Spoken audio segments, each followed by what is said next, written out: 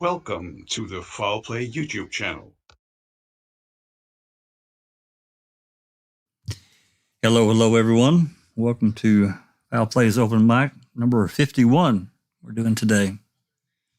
And after the last couple of weeks, we've really dove into Cuss Road pretty deep. And as I promised, we're going to get into the quarry. And this one was titled, I think Neverly suggested, called Quarry Gems. And let me tell you, there's a lot of them there. A lot of gems in that quarry, but and we don't want to spend too much time on it, according to Mr. Ken Kratz. Anyway, we're going to get a little bit more into that later. I'm sure that's going to spark some conversation about the things that we're going to present. In looking at this, the quarry itself, if you go look at everything that's involved, I could probably literally do, if we dove deep into all of it, we could probably do 3 episodes on it and probably cover the bulk of it. I'm not going to do that because it gets off in some really technical stuff. I say technically deep stuff and more into the scientific arena. I'm sure Dr. Saltman could probably talk us through it and help everyone understand. But for our purposes, my goal was to present an overall and to really showcase just how stupid the statement Mr. Kratz made, Prosecutor Kratz made at trial. But anyway, before we do that, I'd like to get everything kind of out of the way. And before we start, talk about a little bit about what we've got going at Foul Play, the website, and it's ever expanding and ever changing. Adding new documents as we get them, always free for everyone. Joriz has created this wonderful interactive map that he's continuing to build on and add to. He's added a few things the other day, actually. I noticed a route from Teresa, a suspected route from Teresa, I think it was. In our other podcast, we have had some interesting times with reading with Uncle Ken the last few weeks. We've had some guilters that have visited and created their own kind of thing that if you believe Avery's innocent, getting into those kinds of things and those conversations, it's really difficult. Number one, we're sitting here live talking with someone that's in chat typing. It's almost impossible. There's always that huge amount of information that's lost. It would be nice, if we had reasonable people that are from the other side that are willing to discuss the entirety of the case. My experience is that's just not what happens. They're interested in only what happened through 2007, and after that, they don't want to talk about anything else because to them, it doesn't matter. I can't have a conversation with those folks. Not a real conversation. It always turns the wrong way. So I would rather focus on what we can really talk about. Question ourselves always. Try not to get blinded too much by emotion when we get angry or upset or sad or whatever, and stay focused. So really appreciate everyone's efforts. Take the time to contribute, and it does take time. And we all do this voluntarily because of our belief that the guys are innocent and doing what we can to keep this interest in the public alive. So that's my spiel about that.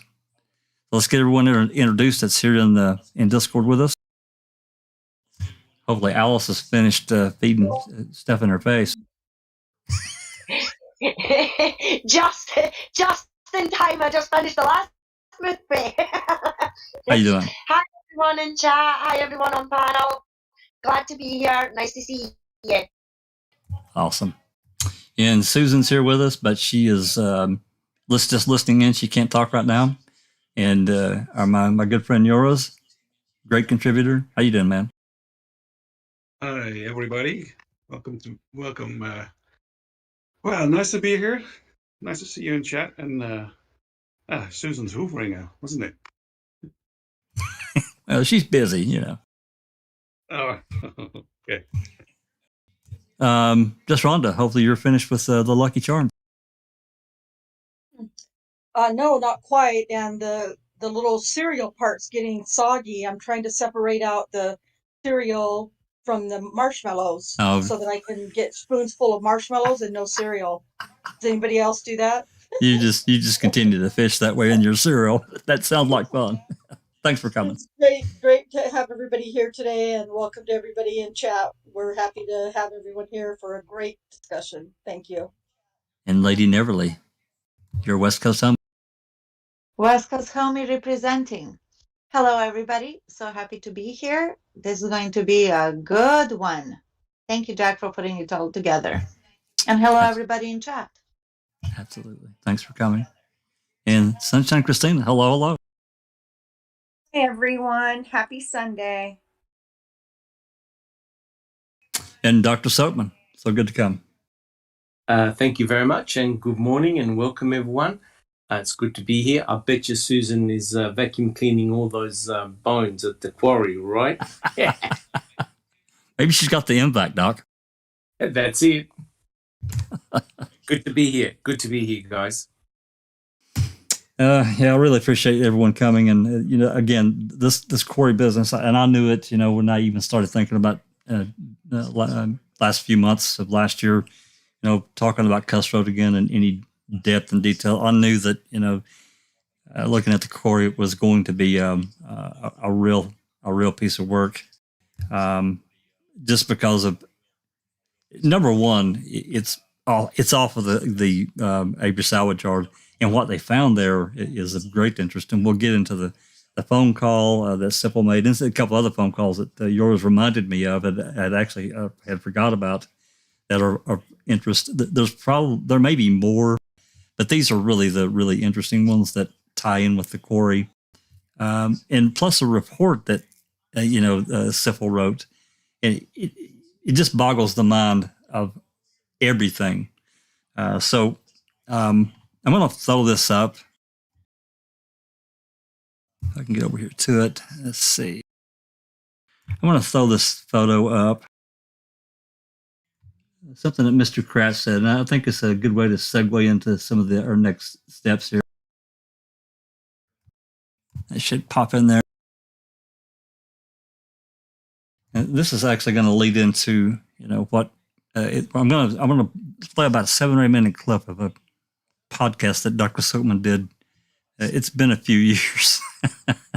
I'm sure he looked at this and he thought, man, that's been a minute.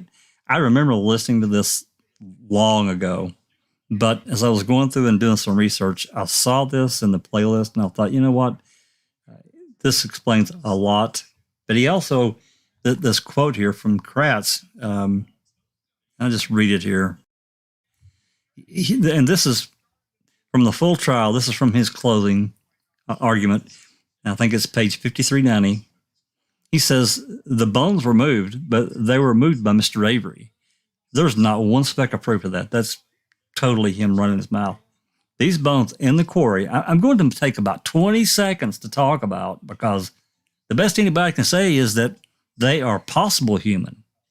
What does possible human mean? Well, it means we don't know what it is.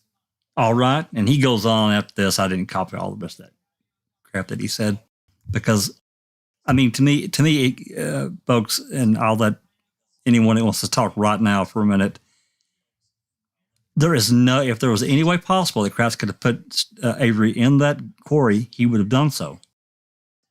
Thoughts?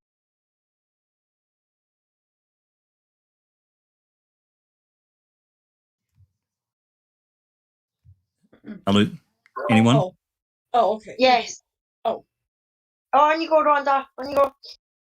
Well, if he had been able somehow to put Stephen in the quarry, it would have been a much longer conversation than 20 seconds, I would imagine. So I'm surprised he didn't actually make something up. Yeah, I agree with you, Rhonda. If they could prove that Stephen moved the bones, then it would have been everywhere. He would have said it in every press conference. It would be in the book that he knows for a fact, and everything like that. He would shout about it to the heavens if I agree. any of it was true, in my opinion. Yep. Never Yeah, in my opinion, I think that it's really irrelevant.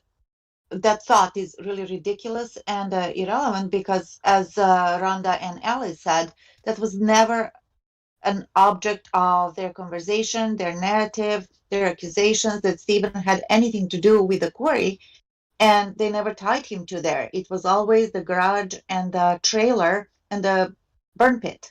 That was it. So That's right. yeah. Besides the stupidity of anybody, not just Stephen, but anybody, to commit a murder somewhere else and to bring it all home. Besides all of that. Well, yeah, But legally, they can't even tie him to that. No, I mean, even Sipple's call, he starts into this narrative of, well, he burned her in the backyard, and then he left a little bit there and brought the rest here. That doesn't make any sense at all. If you're going to move a body, you move it all. Come on. Yeah.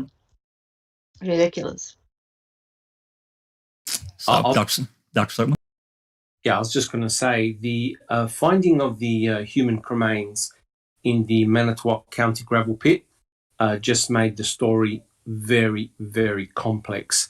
And clearly the state couldn't work out a logical scenario whereby Stephen Avery would bring some of the cremains in the Manitowoc County gravel pit and leave some in his own burn pit.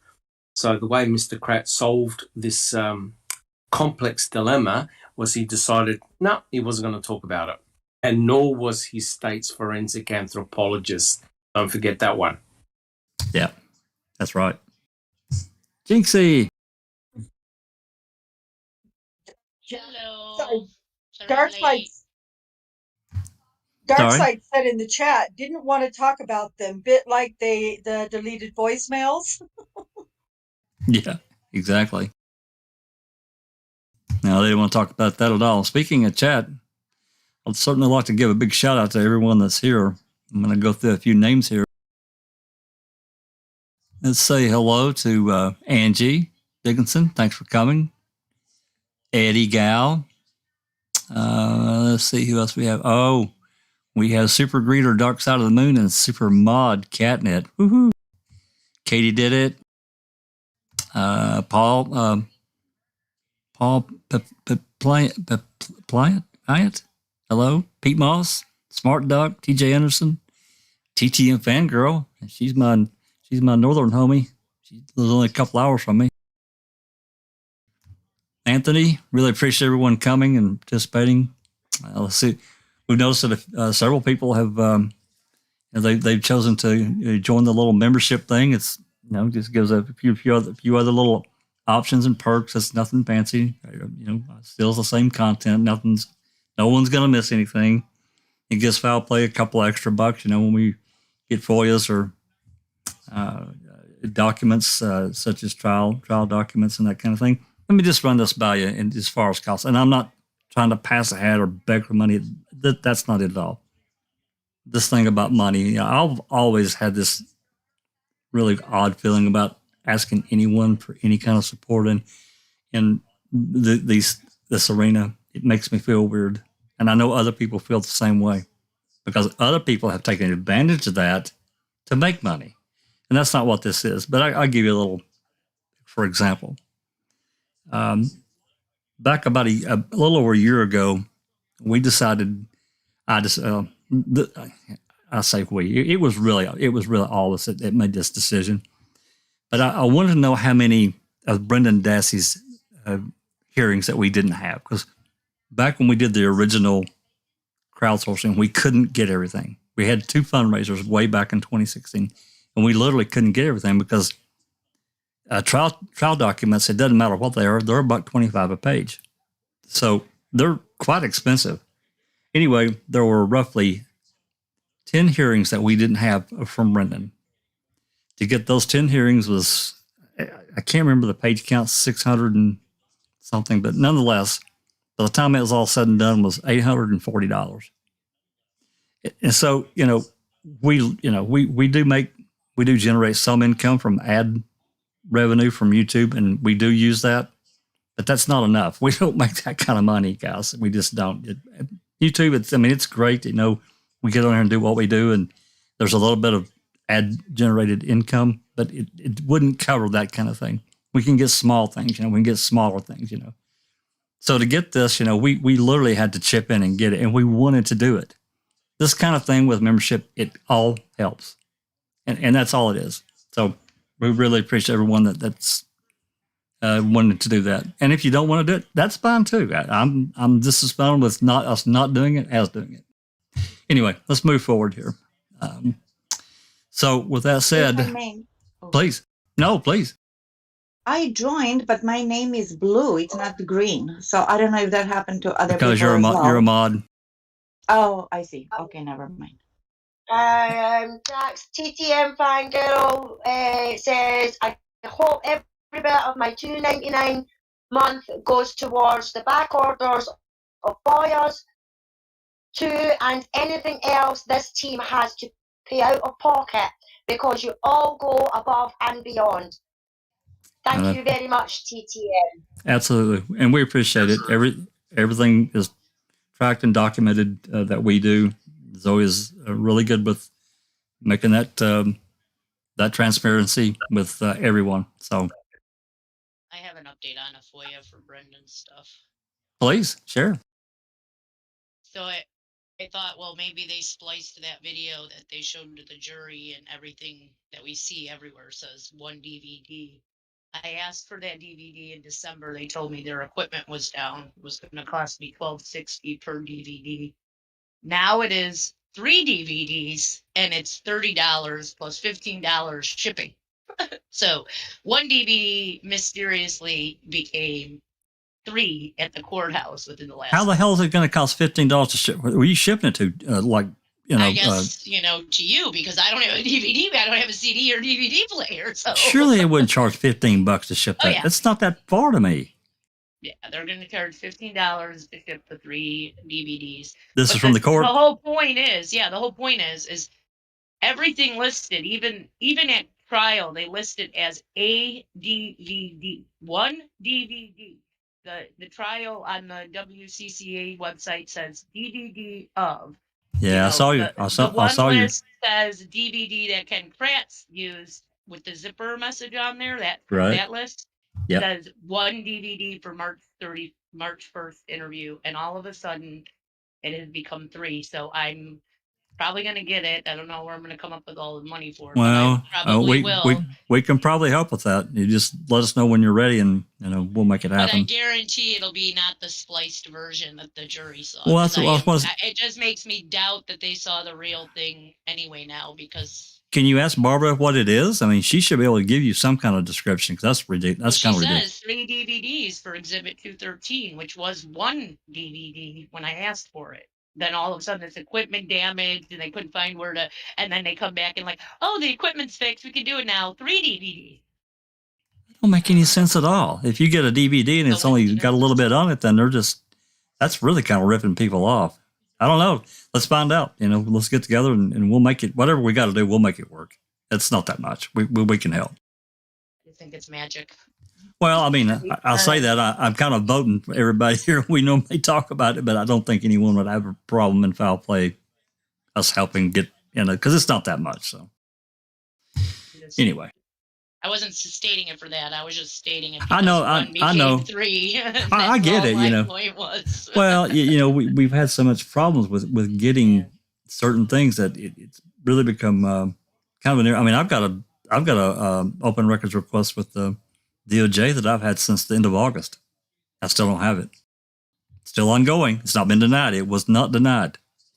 It's still ongoing. So, and I'm patient, but Jesus, how long does it take? Because what I want is really not that difficult. It really isn't. So. Emails, I'm getting those due, by the way, in the next couple of weeks, I hope. The FOIA emails. So we'll see what those hold. So basically, they're upping the price to give you doctored footage, right? I don't know if it's doctored, but it sounds to me like I suspect that they went back to the lawyers and said, we need the 3 full copy. We need a copy that's a full copy, because what they gave the lawyers was 3 DVDs or CDs, but when they put it into trial, it was 1. So where did the 1 become 3? Because they said to reproduce 3 of the DVDs. Well, I wasn't asking to reproduce 3. I was asking to reproduce 1. Magically, since December, when I asked before Christmas, now it's been, a month. They finally got this equipment working, and what was 1 DVD that was at court is now 3 DVDs supposedly that they had at court. But they I didn't mean, see 3 at court. I They saw mean, 1. here's the thing: a CD holds the later generations hold 700 megs, a little over, I think. If yours can correct me if I'm wrong, but I think it's 700 megs. A single layer DVD, I think, holds 4.2 gigs. Is that right, yours? Does that sound right? 4.7. Yeah, that sounds about right. And then the dual layer DVDs, they hold over 8 gigs. So I'm not really sure what they're doing, but come on. I don't know. I don't know. Maybe email her back and ask for clarification, because I don't really understand that at all. And it sounds like almost a ripoff. Yeah, I think we should make this a foul play internal issue, and then to now talk about Quarry jabs again. Thank you. That's a suggestion. Good idea. So anyway, I just want to jump really, really fast for TTM Fangirl. She go back to the membership thing. She suggested that maybe we should have a higher level, and I asked her what she suggested, and she says $9.99 a month seems we could get to helping a lot faster. Shoot, I'll get rid of my Hulu subscription as I watch you all more. Thank you, TTM. Well, that's so nice. Well, we wanted to start with not to get off into that. There was some discussion. We wanted to start with the lower echelon, not so it wouldn't tax people. They could, a buck or a couple bucks a month, it would, or a week, whatever it would, or however long when they charge it. I think it's a month actually. It is not bad. I don't know. It's something we can look at as time goes on, and we'll see. So, but thanks, Jinx and everyone. Again, we're doing this so we can get things, and that's where I'm going to leave it at. I want to move on to what we're going to present next. And I was talking about a few minutes ago, this first video I'm going to show is a presentation that Dr. Soapman did. I'm actually going to get it turned on here. Anyone that's here in Discord is probably going to have to unmute to hear it. But I'm going to play about 7 or 8 minutes of it. It's like 30-something minutes. I'm not going to play it all. But he gives a really good presentation at the beginning here of it's actually all good, but talking about the query, and it can segue us into the next part. Let me get over here. Give me just 1 second. Okay. I've got so many tabs open. It's kind of crazy. Let's see if this pops in here. If there's anyone has any volume problems, you can let me know. It should play fine though. This is what I always do. So. Okay, that should pop in there. I'll make it full screen, and yeah. All right, here we go.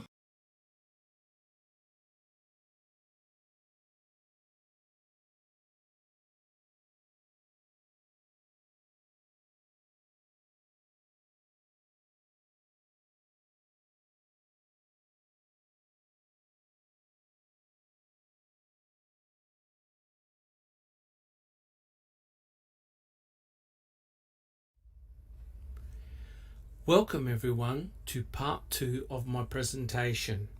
My name is Dr. Silkman, and the presentation is entitled Game of Bones, Deception of the Pelvic Bone Fragments.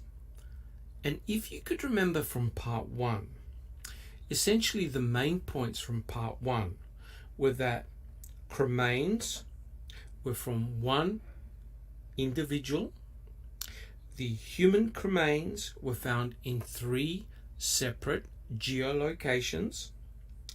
The cremains were fragmented and burnt to the same degree in all 3 separate locations.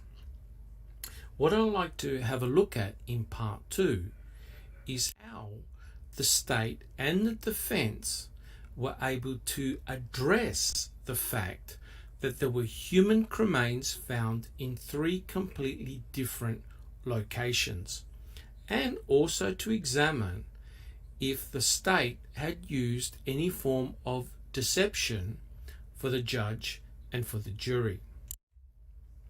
Now, let's have a look at the state's perspective and how they handled the fact that there were multiple human cremains located in different locations. Now, prosecutor Ken Kratz at the Stephen Avery trial stated the following: "We could start with the moment or with the visual or with the image of that man, Stephen Avery, standing outside of a big bonfire with flames over the roof, or at least over the garage roof, and the silhouette of Stephen Avery with the bonfire in the background and the observations made by some witnesses." So, let me hold you right there, Mr. Kratz. I believe he was trying to provide this type of image. In other words, that Stephen Avery was standing in front of a massive bonfire.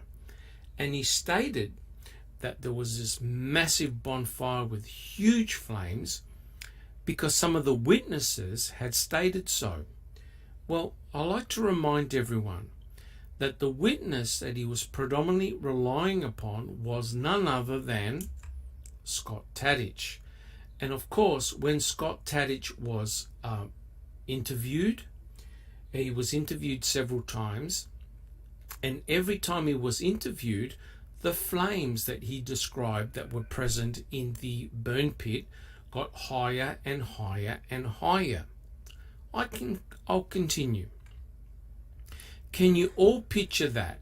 Can you picture that as a moment in time? And that moment, by the way, although dramatic and although important, should tell the whole story.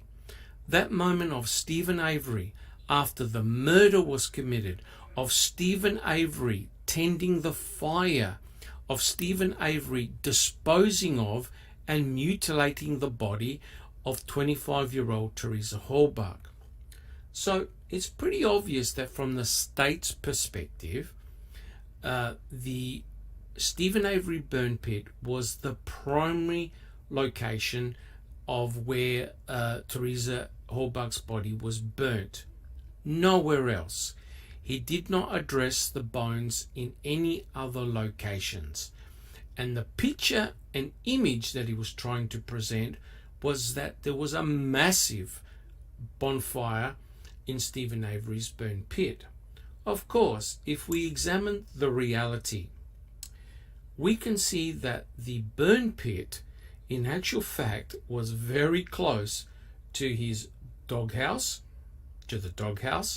and also to an extremely large propane tank, and also his garage. And his sister's residence was not too far away either. And so if there was this massive bonfire going on, it's likely he would have caught fire to the doghouse, the garage, and probably blown up the propane tank. So remember, Ken Kratz is relying on the testimony of Scott Tadych. All right, so with the same situation, let's have a look at the defense's perspective. So Attorney Buting in the Stephen Avery trial stated, because if that body was burned elsewhere and then moved and dumped on Mr. Avery's burn pit, then Stephen Avery is not guilty, plain and simple, because no one would burn a body somewhere else and then move the remains and dump them in your own backyard. No one would do that. Now that's why the state has gone to such trouble avoiding the fact that the bones were moved. That's why you heard nothing about it here, because it does not fit with their theory that Avery is guilty. They know that if you come to believe that there is reasonable doubt about whether those bones were moved to Mr. Avery's backyard, then you're going to find him not guilty. And of course, what Attorney Buting was referring to was this, that the human cremains were found in 3 separate geolocations, including, of course, on the Manitowoc County gravel pit. So you can see that both the state and the defense gave a totally different perspective on the location of the human cremains.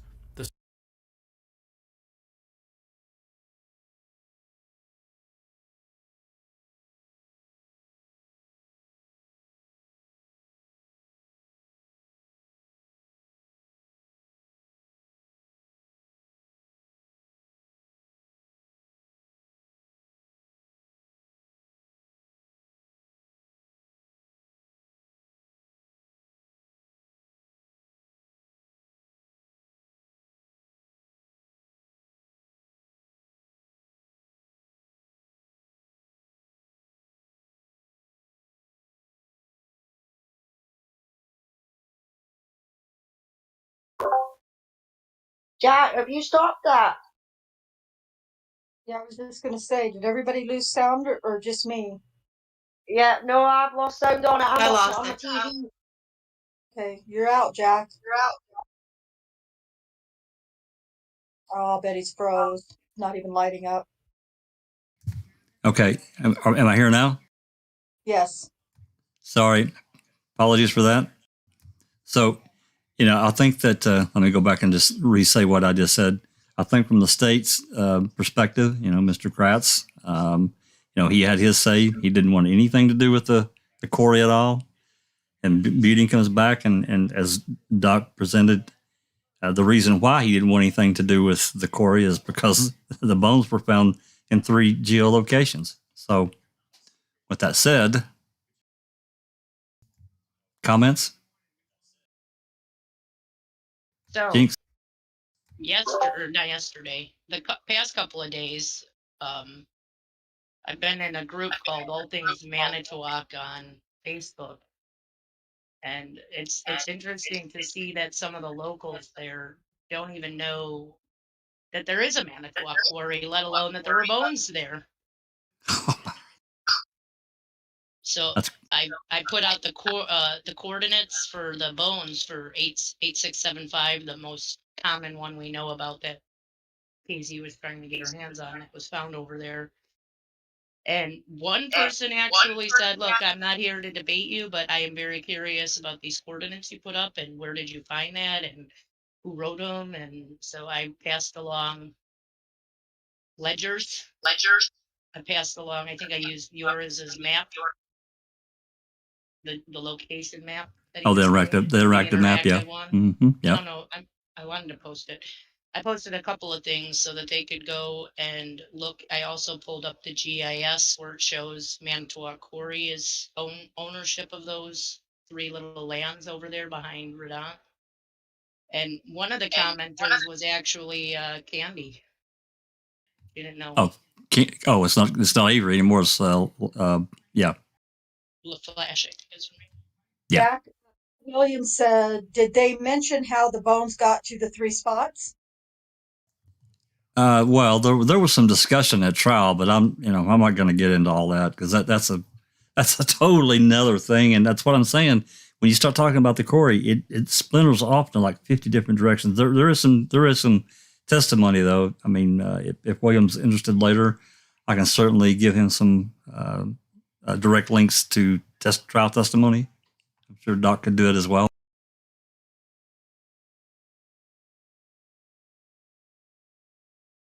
So, I was just going to say, essentially, there's really no mention of how those cremains got to the Manitowoc County gravel pit. No. There's really no talk. There's no real investigation. Essentially, there was a lot of obfuscation, and Ken Kratz tried to do his very best to ensure that evidence was not spoken about. And regrettably, he was successful during the trial, and it really did hurt Stephen. Yeah, I think there was some innuendo too, Doc. Said that yes, he would appreciate that information. Thank you. Excellent. Just want to And mention. he also, sorry, Jinx, he also asked, did the quarry workers or owners have any business with Avery salvage yards? That I can't answer. I don't know that for sure. Probably because they were there, but I mean specifically, I don't know that they would necessarily have business with Avery salvage yard. But there could have been people there that went there to get parts off of junk cars. Yeah, but if Jinx is saying though that she's been speaking to people who actually live there, who don't know about the quarry and everything like that, I mean that's just baffling. Isn't I it? mean, Ma'am has been out since what, 2015? End of 2015. That's correct. And they don't know. I mean, don't get me wrong. I mean, I live in a small village town as well. I couldn't tell you every single inch of it, but I could tell you if there was like quarries or rivers or you know what I mean, things of importance like that. It's just strange. Well, it's forced in the Quarry is something that's pretty big that is not something that you would think that in a smaller area that people wouldn't at least know about, right?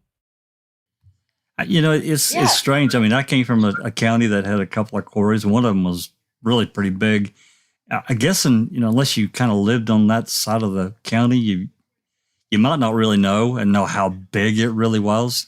It was actually because we would sneak in there and go play around, being kids, and it was really pretty dangerous. But if you didn't live kind of in that direction, you didn't really know unless somebody told you. Probably, I don't know. I don't know. But I get what Jinx is saying. Yeah, Jinx had her mic off. I was going to say that the bones are not the only thing that was found in that quarry, Manitowoc gravel pit, because technically, Peterson, the very first day that the RAV was found, it's like he didn't get an updated notice of where the RAV was planted because he's telling everybody in the papers that the RAV was found nearby Avery's on the Manitowoc County gravel pit. Which is the same thing, yeah. Which is the same thing as where the bones were found, correct? Yeah, I just want to make sure everybody understands. Which kind of, unless there's another, unless you got anything else, Alice, there's just so everyone understands, the quarry and the gravel pit are the same thing. So I believe Manitowoc County gravel pit is the name that they go by for that small, 80-acre quarry. It's not as big as Redonce, which is, if you're looking over there, you're driving by, you just see a quarry. You can't, there's no I'm pretty sure there's no markers or fence around. You can even look on the map. It's just one big quarry. They probably don't realize that county owns that smaller part of it because probably not owns that huge land, kind of surrounding Avery's house or property over there. So they probably just refer to it as Redonce Quarry because it's so big over there. Probably. Well, in talking about that, I thought that I would do and I'm not going to flash this up because it's a lot of pages and it's just going to get redundant if I do it. I thought about showing these, but I'm not going to. And the links are in the video description, and I've got so many links in there. I tried to include as much as I could, but I did a search in a Calumet Investigative Report and for Quarry, and it was mentioned. I'm sorry, go ahead. Sorry, Jack. Rhonda's got her mic unmuted. Oh. Yeah, I was just going to say there's a couple of comments. Graham Moss says the farmer who was saying his cows was spooked and smelled a bad odor, this is when she was burned. And then Smart Duck said the way it's thought, Teresa Halbach was killed and dismembered. You would expect to see blood or some sign she was dismembered there. Well, there's. Can I address something about Mr. Metz, which is the guy who smelled the burning, supposedly? He was 5 miles away from the Avery's house and has since written an affidavit for Kathleen Zellner that they misinterpreted what he was saying. He didn't smell a burning body. He smelled like burning electricity or something like that. And they just put it down for whatever they wanted. And he has since passed away, but he did get an affidavit to Kathleen Zellner. Well, that's good. That is not what he said in his initial report about a burning body. Plus, there's like no way that he, 5 miles away, could smell a body that was burning when the wind is coming at him from northwest, which would have made it going down southeast. And Avery was literally south in direction. So the wind would have had to been blowing northeast. Just goes to show you how this goes to show you they write whatever reports however they want to write them. So yeah, that's a thank you for. They tried to get him to change his story too, right? Like, oh yeah, he's put an affidavit in saying that as well to Kathleen Zellner since then. Well, like I said, I wanted to do this search into the CASO investigative report as to how many times Quarry was mentioned, and it was 9 times. And in some pages, I think it's actually mentioned. It's not 9 pages total. It's like, I think it's like 8 pages. And then I also did the same thing for gravel pit, and some of those were doubled up as well. So it's in there, but it's not really in there a lot. And the page numbers are listed in the description. I also did a run through, and Joriz has created this summary kind of thing for the DCI reports. Again, I'm not going to pull all these up because there's not that many. Literally, there's 1, 2, 3, 4, 5. It looks like there's about 10 or 11 that there was some kind of mention of Quarry, or the gravel pit, or Redont, or something of that nature, and I just jotted down that particular report. Those are also listed. So, your people are welcome to go check them out. And that gets into another aspect of this talking about the Quarry. It branches off into like 14 different directions, and you go down these rabbit holes. Some of them have got a little bit more to them. Some of them don't.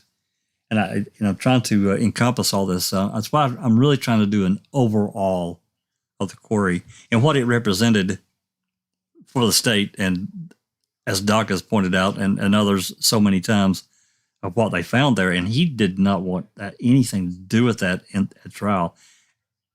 And I'll bring this up again. We've talked about the zero media presence. We're going to get into the phone call that Sipple made, and actually call he actually made prior to the main one that we want to talk about, and what he said about that day. And it's really interesting. But the lack of media presence for all these people that are over there, on the 10th, and they, probably going into the 11th of doing this close knit searching kind of thing that they were doing. So, yeah, I think that's. I'm not gonna pull these up. There's just too many of them. So I'm gonna let that go, and we're gonna move on. Yep. Go ahead, Jack. Sorry. There's been a lot of questions in chat regarding the DNA testing of the cremains. I just want to point out that no bone has been DNA tested, either in the burn pit, Yonder Burn Barrel number 2, in the Manitowoc County gravel pit. So no DNA has been extracted from the bones. The identity of the cremains belonging to Teresa Hallbark were done by DNA testing of a piece of charred muscle that was attached to a bone, and that was called item BZ. So that was done by Cherie Culhane, who got a 7 out of 15 loci match. The FBI was sent material as well. The FBI did mitochondrial DNA analysis, but as far as any bone being tested, no bones have had their DNA extracted. This is precisely what Kathleen Zellner wanted to do. Her ultimate aim was to prove that the human cremains that were present at the Manitowoc County gravel pit were indeed human and were Teresa Hallbark's. There you go. And I think that says a lot. We can make all kinds of speculations as to what happened in the quarry and, what may have happened to Teresa. It was interesting when I was doing this, digging through, and I actually had forgotten, and I linked it, I put it in Discord. I didn't, because it didn't really have anything to do with this, but it does have to do with Cuss Road, and it's a report. I don't know if you saw it, Doc. The Crime Lab released a report about this temporary burial site. Do you remember? You've seen that before, haven't you? Yes, I believe I have. Yeah, it's really interesting of how it's worded, and I wished I'd found that and got that presented within with the Cuss Road stuff, because it really belongs there. I just want to make mention of that. Correct. Yeah, I'm looking at Eisenberg did several reports too, and I thought about pulling up all three and showing those as well. But again, we get into a lot of different. She wrote her first report was from I think November 5th or something of that nature to like July 4th, 2006. And she wrote another report from July 13th or 14th until like early December 2006. That's her second report. She wrote a third report that really was unlisted, not unlisted, unfiled. I said that wrong. Unfiled, which is a 15-page report. Those are all in the video description. But, this whole thing with how she testified and for the state, and then how, I don't remember if it was string or buting that really got her to change her testimony about the bones breaking and coming apart if they weren't, how did that happen if they weren't transported? It really got messy. I just think that all of it was so bad. And that was another thing that, after we really got into the case files and into the trial transcripts, that she really got hung out to dry for how she testified and the things that she said. Jack, can I just make the point, because you raised a very good point there. Dr. Eisenberg's reports, forensic anthropology reports, were absolute garbage. They were almost impossible to follow. It had material absolutely everywhere. As a report, it was really, really poorly done, and trying to extract useful information from those forensic reports was just about impossible. She talks about different tag numbers all over the place, and it's very, very difficult in order to establish exactly what she's talking about. And that's, when this is a major murder investigation case, and it's really disappointing when you look at a report, try and decode the report, and it's just a mishmash of rubbish. I must admit, guys, it was very disappointing. Yeah, and that's kind of another reason that I didn't want to present them, Doc. I just thought they're so difficult to follow. It's really almost impossible for me. And I'm not. You're a scientist. You know this stuff a lot better than we do. And if you're saying it's terrible, then it must be. Yeah. Jack, Andy B says, and I'm going to add in honor of BB, isn't it convenient how all the forensic evidence has been used up or disappeared? Swines. Yeah, it is. And we've had these conversations too. About the 2011 Bone Gate giveaway and everything, how they justified how it was inexplicable. But you have to ask yourself this question: if they didn't know, as reasonable people, and I'm not saying that these people, I think Fallon, he's very shrewd and he's always going to protect the state. And even Gone, he's a smart guy. Kratz, he was used, but would these people literally give stuff away to a family that represents their daughter that's been murdered to go bury it in a graveyard? Would they really do that? Or give them something that they knew was not Teresa. I guess I should rephrase that they didn't know what it was. And me personally, I think they're pretty callous in a lot of ways, but I just don't think they'd do that. That's me, though. I mean, that's my opinion. We even have proof that they asked for those bones back, because as far as I can see, I asked for any correspondence, memos, emails, anything about the bones being asked for by the whole box from CASO, and they said I, nothing exists of that sort. So I you have told you that. I told you the other day I FOIA'd the DOJ for the same thing, and they denied it. They didn't deny it. They denied me having it. They didn't deny anything existing. They just said that. How did they word it? It was basically one of those, you can't have it. And here's the given all the legalities Because there pending is litigation. nothing. I'm guaranteeing there's nothing. Well, I mean, he Ferguson should have just said, hey, there's nothing like that exists. He's told me that before on something I've requested. We don't have any, that doesn't exist. And this one, he just flatly refused to give it to me because of pending litigation, all that kind of stuff. So. Isn't it a coincidence that they returned those bones back to the Hall box a month after his last appeal, and within they were getting these grants from the federal government for this type of DNA testing for people in prison that were saying they were innocent, that was coming to the Wisconsin Innocence Project at that time. Christina had those figures. It was, was it $1 million, or maybe you found it, Jinx? It was me. It was $1 million. Two different. One was like 700,000, and the other one was like 300,000 grants. Two of them. That's a lot of moolah for DNA testing, and they ran from it. So. And I want to make mention that Avery was the first person to be released through the Wisconsin Innocence Project. Yeah, they don't. In 2003.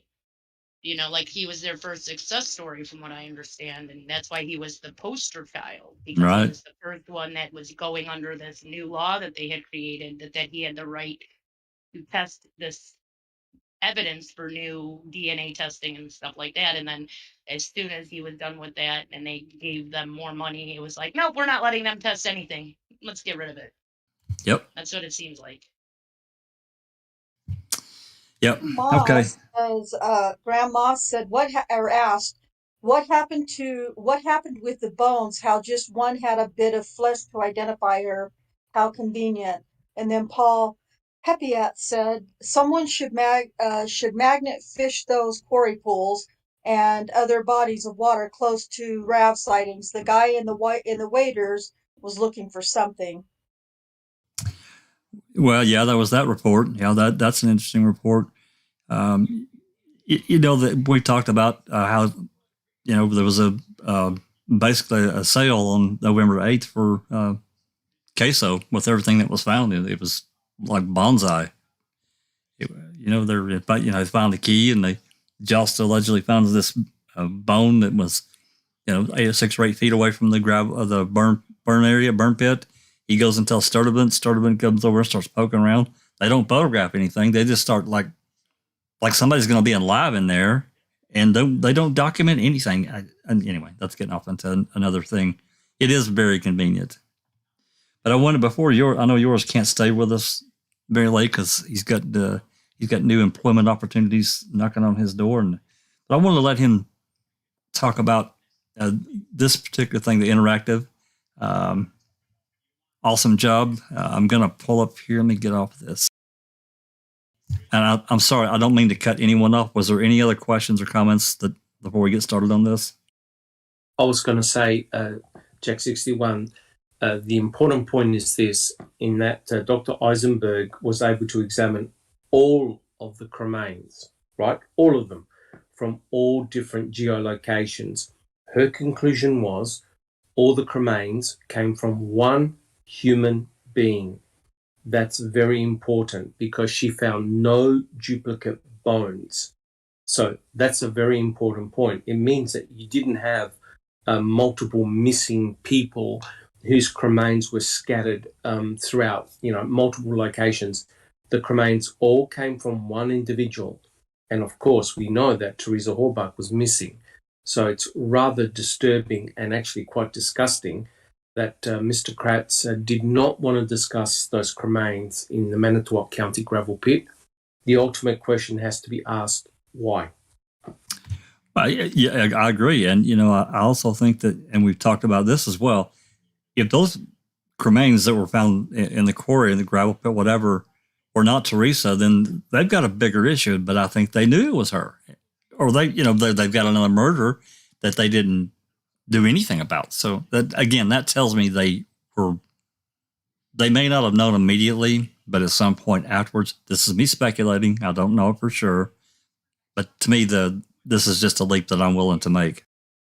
Well, you don't have to speculate, Jack 61, because those idiots went through all the cremains that were in Ziploc bags, including human cut, burnt cremains that were at the Manitowoc County gravel pit, and they gave them back to the Hallbarg family.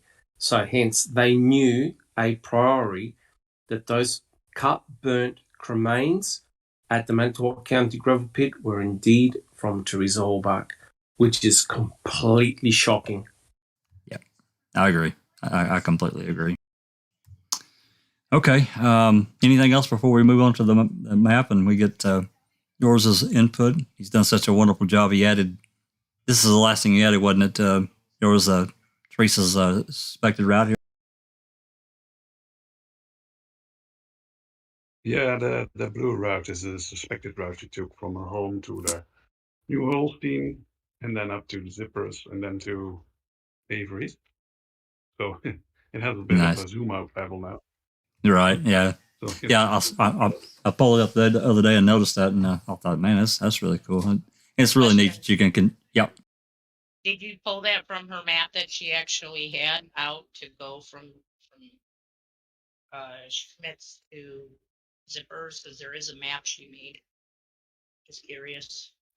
No, I just made it from the the possible one through Google Maps. Okay, because she does have a map that she had probably printed out. The same. Yeah, they look similar. So I was just wondering. Yeah, they look similar, but they could have taken multiple rides, of course.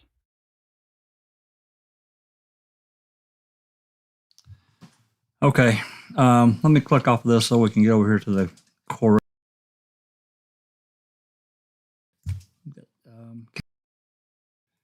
I'm gonna leave the core. Click off the cadaver dog.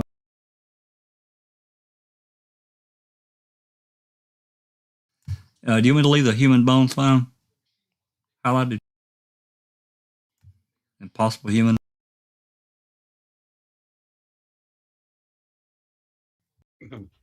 I'm a bit of a lag behind there on the YouTube. Can you hear me? I'm still zoomed out. Well, that's okay.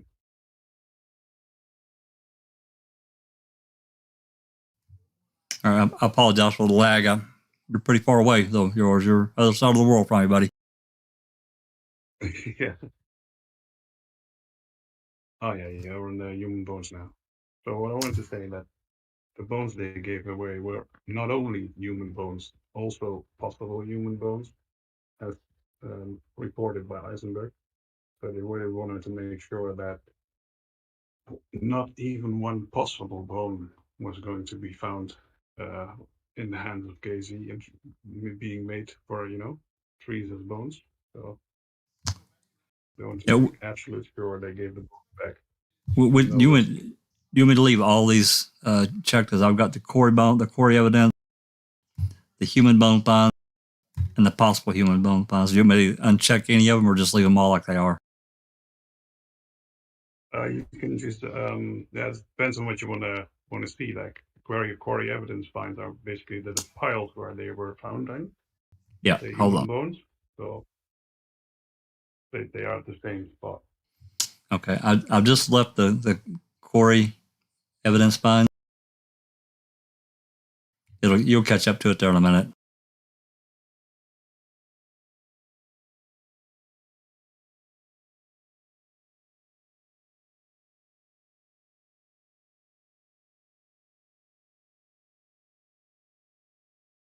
This gives a good overview of when yours gets caught up there. He can talk about it if he wants, or anyone else.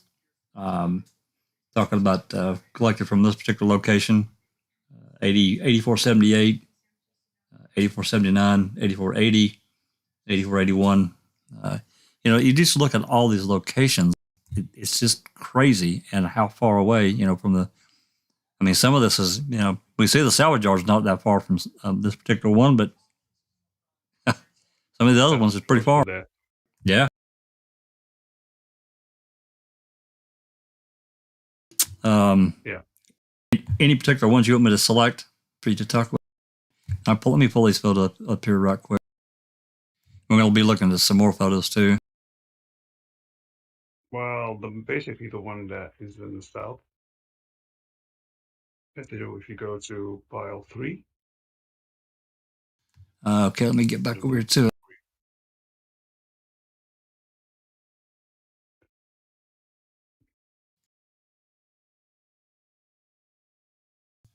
Pile 3. Okay.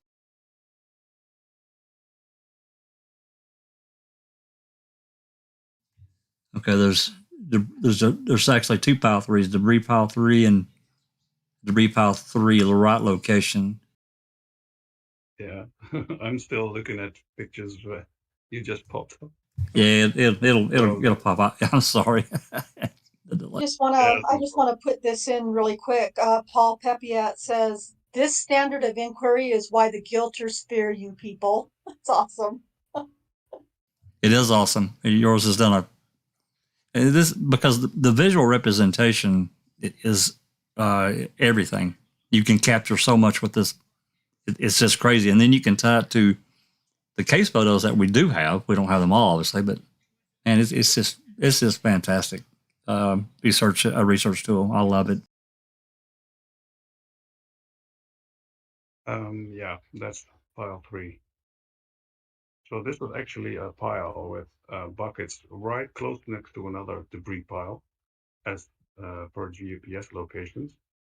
But this was actually, in reality, a bit more north, and usually at the concrete slab pile. There's a lot of pictures. You may show them later. I don't know. But yeah, this is a very important spot. So basically, the one you're pointing at now, which I don't know if you're still on it, pile 3 and pile 2, those yielded the most human bones. And as we can see, they're also the furthest away from Avery's burn pit. And then they are in the Manitowoc gravel pit. Yeah, I just zoomed out, and you can see up here where the salvage yard is, up here to the upper right, and how far that particular point is highlighted there. In the Quarry Point A down here. So, yeah, it's a pretty good distance away. And this particular, if you look over to the left where you can read off the list, I mean, I'm not going to read it all, but you can see that there's just a laundry list of a 5-gallon bucket. It's crazy. I mean, of course, Kratz didn't want this in the trial. I mean, come on. So, all right. Yeah, that's more detail about which bones are found in what location or in what bucket. So, but that's all just like combining spots together and look for it yourself. Basically, too much detail to go into that one.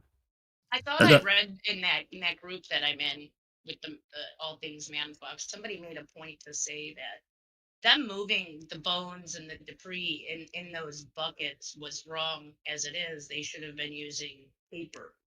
Does anybody know if that is true? Like paper bags and paper boxes. I think that Doc could probably talk more on that end of it from a contamination source. I don't know. Well, normally forensic evidence is collected in clean paper bags, also plastic Ziploc bags. Part of the issue here, guys, is that they didn't know what they were looking at, right? They had debris piles, and you got to remember that the bone fragments were very, very small, and everything was intermixed together with soil, soot, and other rubbish, really. So the question is, they really didn't know what they were dealing with until it all got sifted. But in terms of like keeping it sterile, well, that's questionable. You've got debris piles in the middle of a quarry. It's potentially very difficult to, and there's a lot of material there because you can see all the buckets.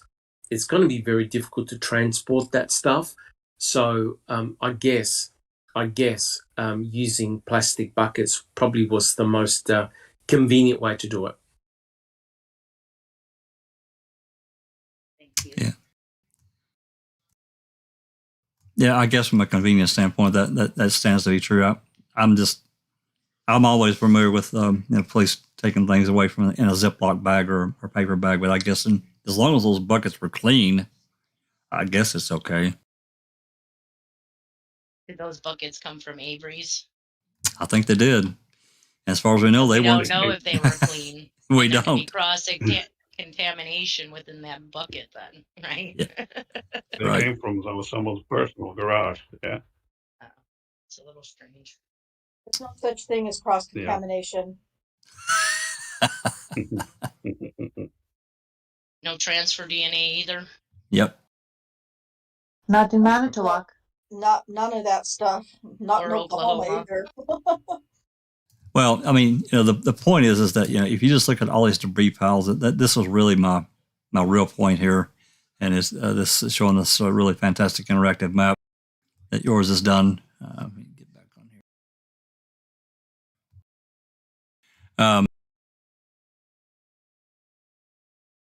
Any The- accelerants? I'm sorry.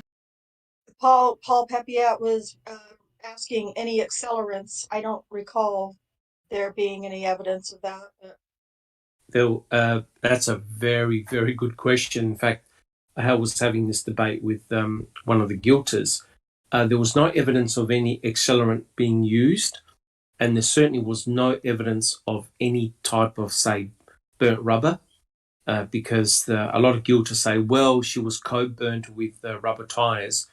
But Eisenberg stated that when she examined the cremains, there was no evidence of any type of black residue being imprinted on the bones.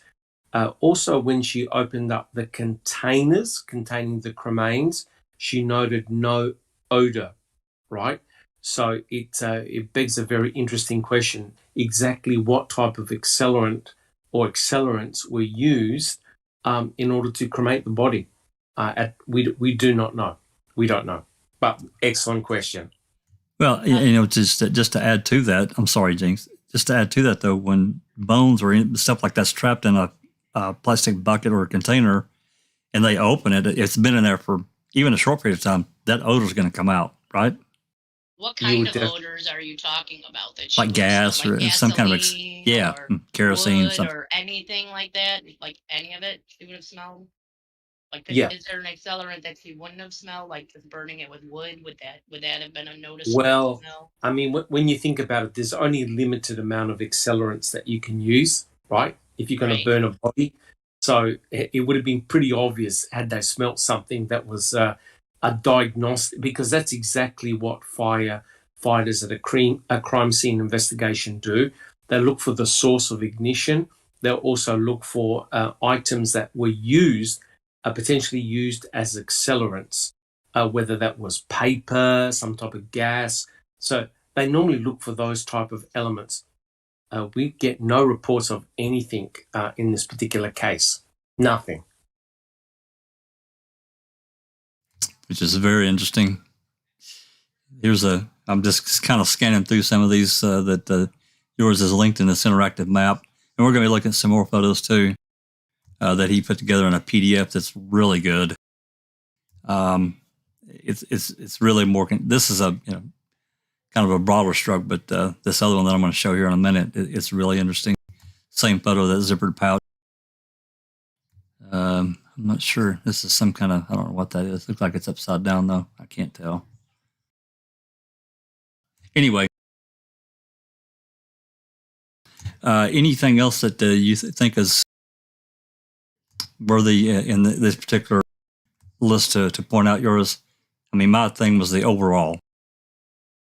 The distance from the biggest thing is the overall thing. It's really, you have to deep dive into it further to look for more detail. But it's a bit of a lot to just point out one. Yeah, this is it about. So this next one, if there's no more questions about this, I'd please everyone go to the Foul Play website. It's linked in the description. I'm sure Kat or Darkside or one of our mods will throw up a link. You can go check out the interactive map. And I'm sure, not to saddle yours with more work, but if there's something that can be added that's of value from a research standpoint to this map. Yeah, most welcome. I'm sure he would take that feedback. Yours work is, I'm sure Kat probably has thrown out his Twitter account. His pin post has a spreadsheet, his master spreadsheet of his work. It's exemplary, and it's so good. He's so good with spreadsheets, and it's very helpful for anyone that wants to take a deep dive off into many different areas of the case. So, all right, let's do this. Let me find the one we're at. Maybe we'll just switch straight over. The one I want to do. It is this one here. This is a PDF that yours put together, and it's really fantastic. Really, I remember when he did this. It's called Quarry Evidence Geolocations. I'm going to leave that one up to you, JJX. I'm really going to have to go now. All right. So, best of thanks for coming, Joriz. You get some good rest, buddy, and we'll talk to you soon. Good luck on your first day, buddy. Good luck, Joriz. Bye-bye, everyone. Bye. Thanks so much. Good night, Joriz. Thank you. See you, Joriz. So, this is basically an outlay of different photographs along with the ledgers that Joriz put together some time ago. I remember seeing this. It's really good, and we'll just kind of zip through these a little bit. Any interest that anyone wants to talk about, I'm going to zoom in a little bit on some of these ledgers so we can get a little bit better idea of what it says and we know what we're talking about.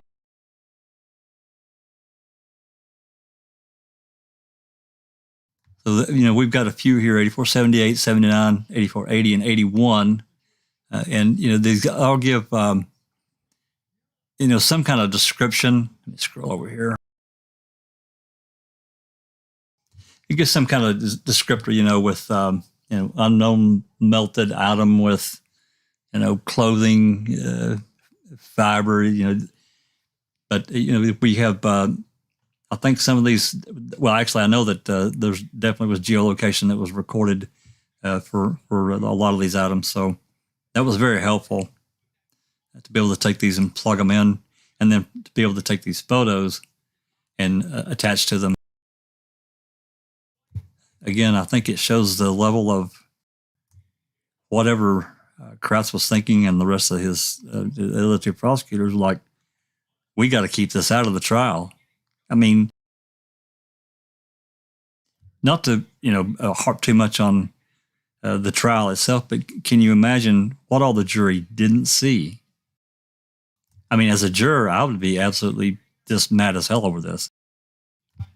And that's trying to keep my emotions in check of what they found in another location that really didn't get presented. Do I blame Jerry and Dean a little bit? Yeah, I kind of do. But I know that they were looking at a different aspect of the case. Looking at the planting. So this didn't quite fit there, but it certainly fit into another slot.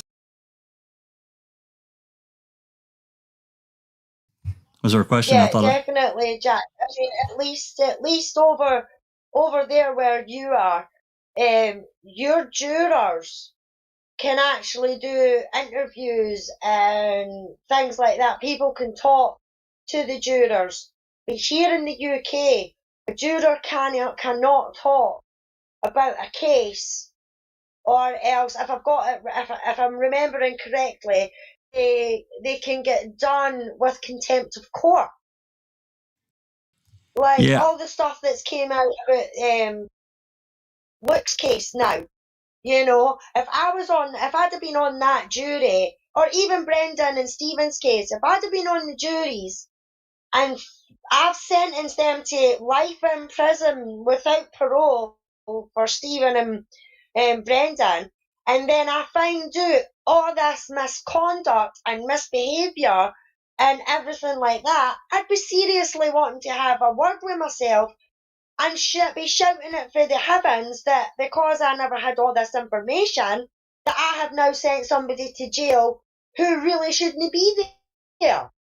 Well, You know, it's really unfair to a jurist, even the judge. You know, wherever he may land, you know, in his approach to cases, if he's on the prosecution side all the time or whatever, it's really unfair for them not to know the rest of this information.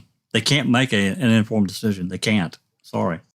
And by the way, Jinx found something I think is yours. That's not it. I just said that's the silly piece of hair, poop with hair, but that's actually dog feces. That's not the right one. Oh, damn it. Okay. I just said that. I just pointed it out in the thing, and then I'm like, oh man, that's not the right one. I'm always asking Jinx about the dog poop. Dog shit. Hey, Grandma says it's in there somewhere. Grandma says the person who planted the bones and the RAV now is the Avery salvage yard well. I'm not sure I understand the question correctly. I think they were saying that they know the area and the Avery salvage yard well enough to be comfortable to do that. Yeah, and then let's see, there was another one I wanted to throw out. Well, Sherry, I'm messing up here. Let's see. This one, I can't get back up to the right place where it was. Angie Dickinson asked, so would an odor come from the bones before they are crushed to ash? Would an odor come from the bones? What? I didn't understand the rest of that. Would the odor come from the bones before they were crushed to ash? Oh, it really it's really dependent on whether they've got organic material within the bone that will produce some type of odor. Because you've got to remember that some of the cremains that were found were highly calcined. They were whitish in appearance, which means that the cremains were exposed to extremely high temperatures, which means that all the internal organic material had evaporated away, burnt away. So I would say that during the process of burning, process of cremation, you definitely would have had an odor. Whether the cremains would have produced an odor afterwards, that's difficult to tell. Yeah.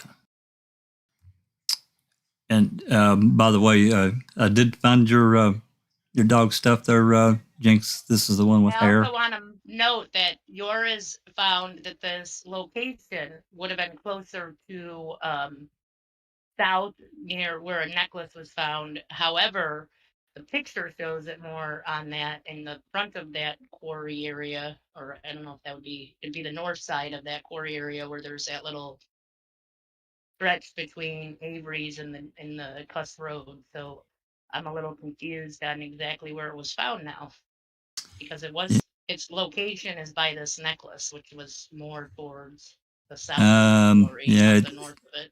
Can't really tell the orientation from you're right. I can't tell the orientation from here. He probably would know.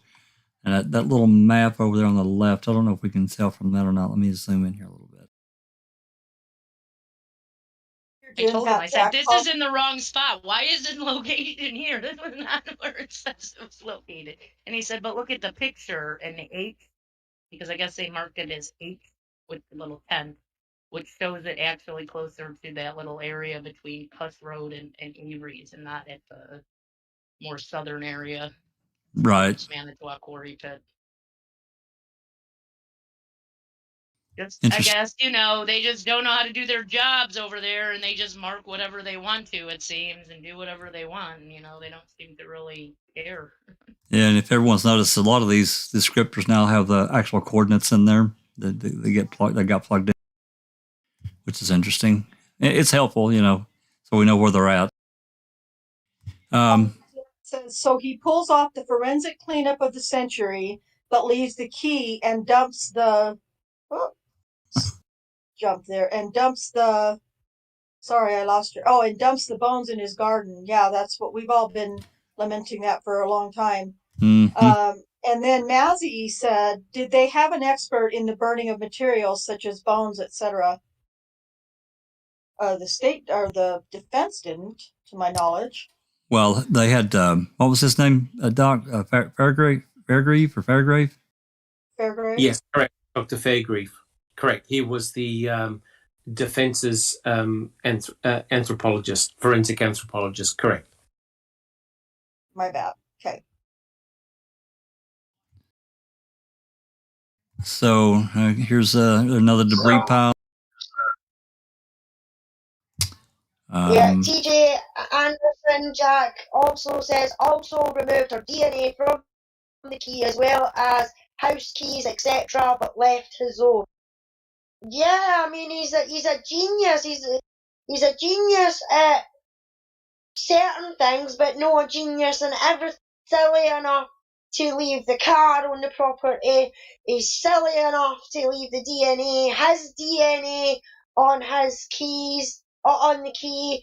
He's silly enough to not have his DNA on the handle, the steering wheel, the gear stick, but is genius enough to leave blood on a CD case at the side of the ignition, bits and bobs in the actual RAV, clean up the whole garage and forensics and everything else.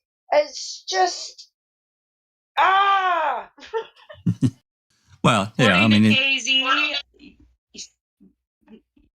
Stephen was an idiot savant. That's right. That's what idiot savant. And here we got a picture that's more into the salvage. It's in the salvage yard, tire and rim, tire impression. I'm not really sure what was collected here. I mean, other than a tire impression. I don't know. Yeah, well, okay, that's the overhead. This is the overhead view of where that tire. And then slide 15 here, they're in the gravel pit, the quarry. They're putting out markers. I'm gonna play a couple of, actually it's 3 dispatch calls that of interest about. I've saved those specifically, and we're gonna talk about those here in a minute. But yeah, this is a photo in the gravel pit, and this says unfired 22 long round gives a looks like a unfired rounds. Looks like maybe, I can't tell if that's 2. I guess that's 2. And then more of them doing a walkthrough. Another debris pile. And then there's a number of things in this particular photo. 86, 50, 51, and 52. Debris pile, debris pile, debris pile. And then this lower one, it continues on 53 through, looks like through 59, and then 8600, or no, I'm sorry, through 60. My bad writing there. So more debris piles that they have tagged in these various locations. And we looked at, I mean, I didn't specifically go and click on each one of those in the interactive map. That's what I'm telling you. You can really get crazy because there's so many different little places within the quarry that you can go to. It's just insane to try to wrap all of it around, at least in my pea brain. And then we just looked at this photo a minute ago. We've got actually some ledger. Let me zoom in on that a little bit so we can read.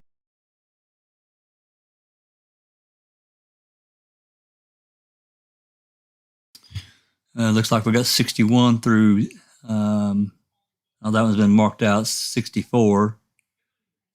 And then 86, 86, more debris piles, all of them.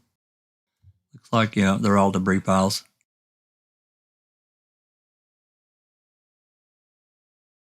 So it's really curious, to me, of everything that they found in the quarry. And it was really just kept completely off the radar from it. And again, as a jurist, I would be absolutely incensed to find that out later. I really would. So anyway, I thought that was a really interesting PDF to show of all the work that Joriz had put into that, tied with the different ledgers. Anyone that's not familiar with the ledgers, I put a link to all of them, the original ledgers. If you have trouble and need help, trying to read them, I mean, some of them are really terrible. There's a lot of strike throughs, and some of them are really bad. But each ledger, it's going to give you a property tag, information up top as to where it's from, and maybe even the case, and then that kind of a ledger number, and then it's going to list the evidence, and then on the back it's going to give a chain of custody, and that means they're supposed to track each time a piece of evidence is moved. It's supposed to be signed in and out by that particular person and the date. And we've had a lot of problems with that because some things they don't really follow the chain of custody. It's really pretty terrible.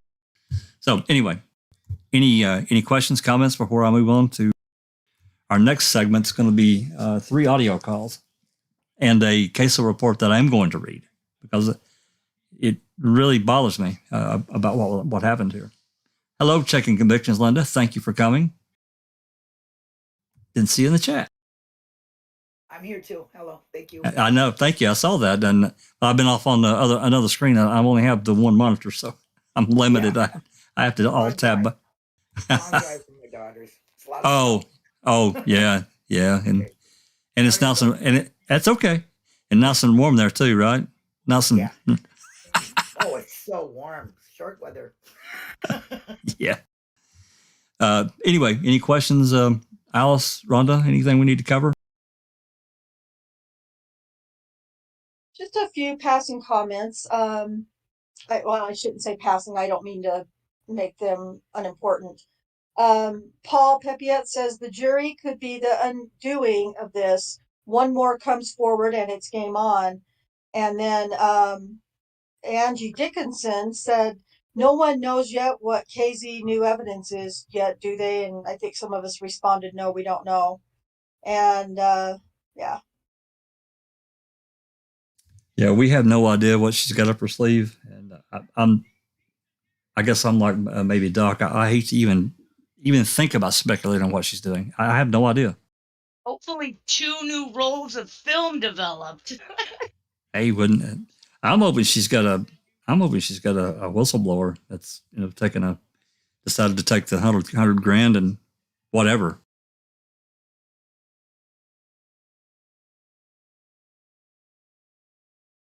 So well, yeah.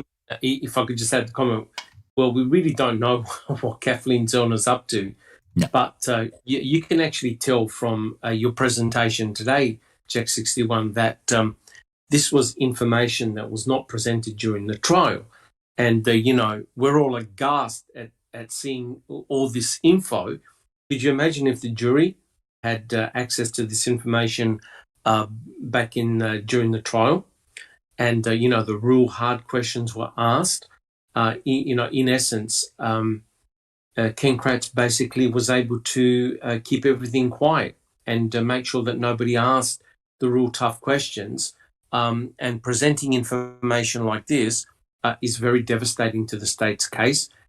They know that, and that's why they don't want Kathleen Zellner to be in front of a judge presenting all this info. It's as simple as that. Yeah, I wholeheartedly agree. And again, you nailed on it right there. A lot of this information, I dare say, and I really can't find out. There's really I don't think there's really any real way to find out. I doubt that Loy would answer any questions, but I dare say that Loy was never handed any of these dispatch calls at the time, before he released the case in, mid-February, whatever it was, in 2006. And all the damage was already done. A lot of these accidents had taken place. But what I'm going to do next, this is concerning Lieutenant Sipple and his actions on November 9th. And I questioned him because, now, again, this guy's a lieutenant in the department. Now, I know that, it's not a large department. I get that. But still, a lieutenant, there's certain things that these people have to do in order to get that rank. It's not just like they hand them out, even in a small department. So this is November 9th. This is 1:40. Looks like 1:44 p.m. This is right before the 211 call. He makes a call, and this one I don't think is that long. Anyone here in Discord probably is going to need to unmute to listen. But we'll listen to this call and we'll pause before we go to the next one. All right, here we go. Point on 22, you're on the south of that storm, correct?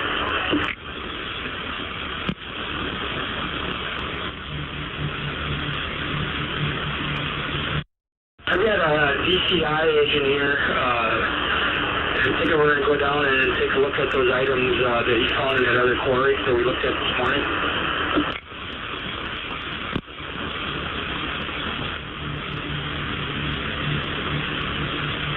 10-4.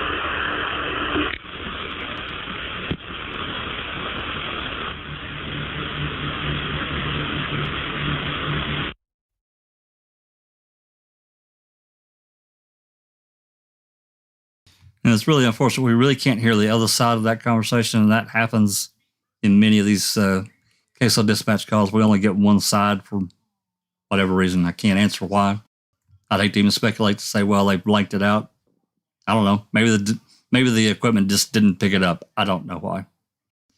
But that's simple calling down about this other evidence or whatever they found in the other quarry earlier. Okay, so we got that. So this next call is the November 9th, 2:11 p.m. call. And after we listen to this one, we're going to talk about Lieutenant Sippel and his activities for the day. So this call is longer. It's about, looks like it's 3 minutes and 34 seconds. So we're going to listen to all of it. So here we go. Cameron County Sheriff. Hey, Trace. Kelly. Yes. Can I speak to the captain, please? Yes. Kelsey. Hey, Paul. What's up? Did you hear? There are human bones that we found? I heard about some of them, yes. Yep, okay. We got another pile that we found. Okay. Going in, and our crime scene has now expanded by about 2 miles. What we're looking at doing is trying to find, there's no way we can organize a search this evening. We're trying to find law enforcement staff for tomorrow morning to start searching. And I don't have a state patrol supervisor. Okay, I'll call them. How many people are you looking for from them? You know, if we can get up to at least 40, that'd be great. Okay. What time? 8 o'clock tomorrow morning. Okay. At the command post. Okay. And then if you can check with the PD, see what if they can provide any staff. I want law enforcement. At this point, we're not sure if we really want firemen. We want to stick with. We know what we're looking for evidence-wise, and we kind of want to stick with that. Okay. I got Crutzen up at command post. I'm just covering a corner right now. And when I get back, I think he can provide us some manpower as well. So from Kakana PD. Okay. And Drunen? Yeah. Yeah. You got some scratch paper there? Now what he's doing is he burned her in the backyard, and that was a real small pile that was left. And we got 2 5-gallon pails full down at this other site about 1.5 miles, 2 miles away. About 1.5 miles away probably. And we got a few, we got more pails full and out along the way somewhere. So. Okay. How many people are you looking for from the PDs? How about if I just ask for more troopers? Well, if they can spare them, I don't know if they're going to be able to spare them. If they can't get us 40 to 60, if we can't get 60 people out of the troopers, then let's try the PDs in as well. Okay. And if we have at least 60 searchers, because we're going to go in small, we got to get really tight, and we're going to have to search really small parameters. Okay. So, otherwise, I think that was kind of why we missed some of this stuff. We had so many people doing so large of areas that we were missing things, basically. Okay. They did good searching, but we were always looking for a body. Now we're looking for smaller. Okay. Smaller how have you looked through our scheduling? How many of our staff we can provide? Not for tomorrow. I'm not at the command, but we're all kind of spread thin here right now. That's why I want to give you a call. We got tonight squared away, and this afternoon squared away for security. Oh, we're going to need another person for security, too. We're going to need 2 more people tonight for security. We got Joe coming in. I wish I had the schedule of that stuff in front of me. Work on tomorrow morning. Work on getting us people tomorrow morning, and then I'll records back to me. We'll go up and work on securing that crime scene till tomorrow morning. Okay, I'll make some calls. All right, thanks. Yep, bye.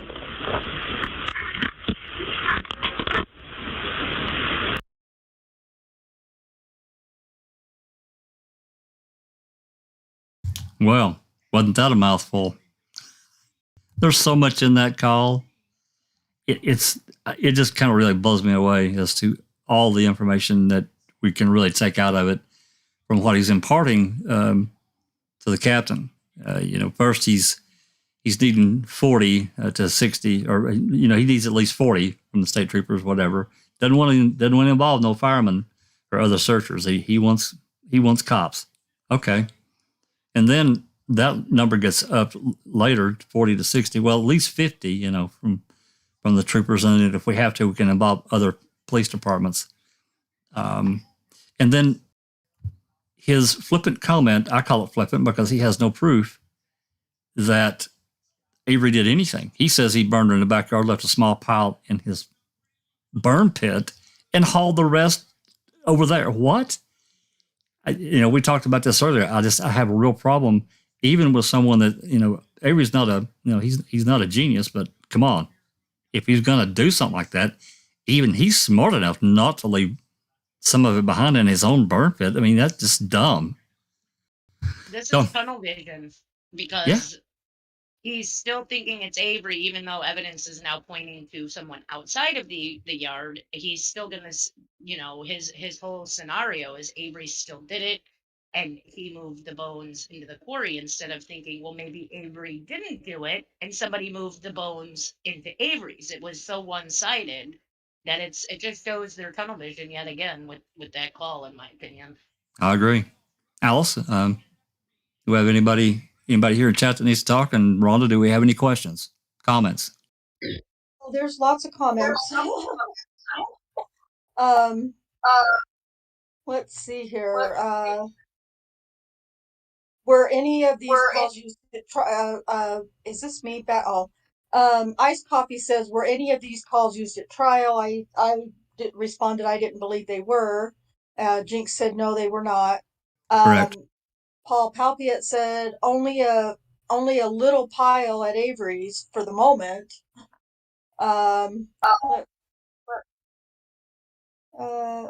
Shane Henry says more like tunnel vision, swirled up in nonsense. I think that's pretty clever. And Ruth Robinson says, we're missing things. These bones are so small. Bring in the excavator.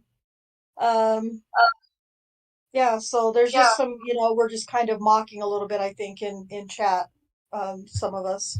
Okay. Well, Another thing, they put them in buckets, right? Like, a common thing for protocol would be, okay, you found some bones, you call the coroner out, the coroner comes and says, yes, they're human.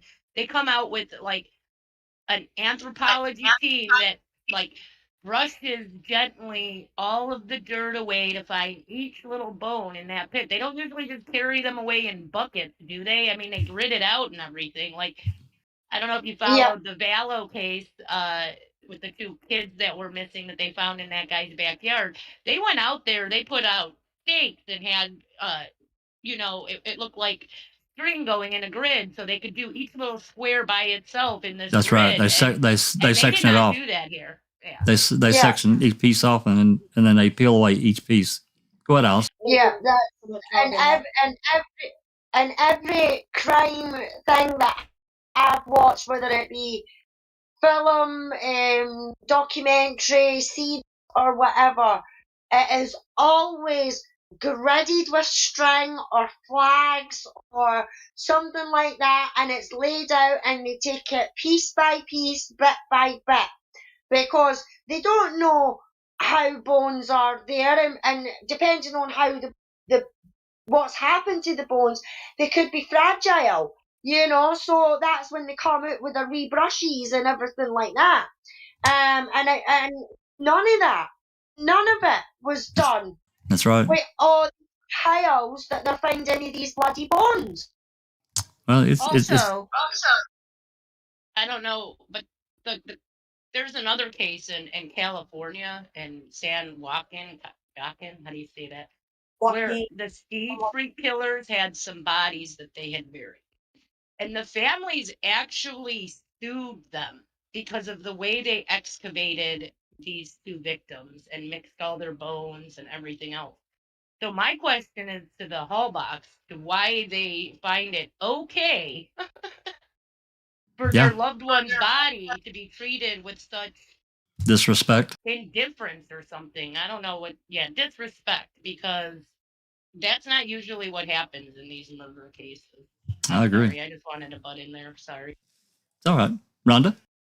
Well, yeah, I just want to make a personal comment to that, and it's something that I've said for the last 2 years, from when I very first got deeper into this case, and I know that most of us have said the same thing along the way, that they felt like they could afford to be sloppy in some areas, and they felt like they could just blow off some things that would normally be done in a regular crime scene, because never in their wildest imaginations did the state think that we would be here doing what we're doing now. They thought it was a one and done with Stephen. They presented what they presented because they knew Stephen didn't have money to hire a high profile attorney to for his post conviction. And so they just figured it, or rather for his trial, they just figured out, we'll do some basic stuff and ignore some other basic stuff, and nobody's going to know or realize or catch on to that, because who's going to look? Stephen can't hire an expensive attorney. Yeah, it goes back to due process I talked about yesterday. It was a big thing for me, and still is. Yeah. Little did they know, though, Rhonda, is that, 6 years on, that there is millions all over the world who are armed sleuth detectives who have ripped the case apart and came up and found all this stuff. You know what I mean? Yeah, we're no lawyers or anything like that. But I like what Ripper Jack says, is that he got his law degree from Google. That's where I got mine at. Yeah, me too. I mean, compared to him, I'm still an undergraduate, but whatever. I'm on my way, Ripper. Really. Yeah, aren't we all? We're just undergraduates, Jack. Yeah, Ripper's the professor. That's right. Okay, I was actually going to move on. Rhonda, did you have something else to add? Rhonda, hello. Neverly, did you have something you wanted to add? No, sorry, Jack. No. Okay, I just wanted to make sure that because we're doing a lot of yapping here, and I try to watch. But Dr. Siltman, what do you think about these couple of calls here from Mr. Sippel? Because I'm fixing to go into another spiel here, and this really bothers me. But you go ahead before I get started. Yeah, well, I think the call from Sippel would have been the game changer had that been played in court.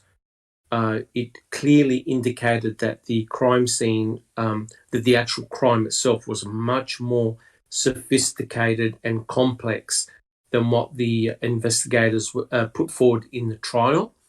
The investigators during the trial made it look as though the cremains were predominantly in Stephen Avery's burn pit, a couple in Yonder Burn Barrel number 2, and they didn't want to talk about the quarry. It's pretty obvious from these calls that the majority of the crime itself took place off the Avery salvage site. And it's really remarkable that Sippel actually mentioned human bones, right? Now, is he a forensic anthropologist? Can he actually tell the difference between a human and an animal bone on the spot, right? The mere fact that he even outlined exactly what Stephen did. Oh, yeah. he burned her in the burn pit, and then he moved cremains out at the Manitowoc County gravel pit. But the reality is that these were debris piles, right?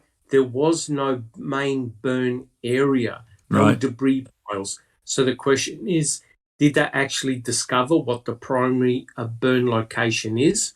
And because they're debris piles, those debris piles look like they've come from a burn barrel. Like if you tip over a burn barrel, that's the contents you get from a burn barrel.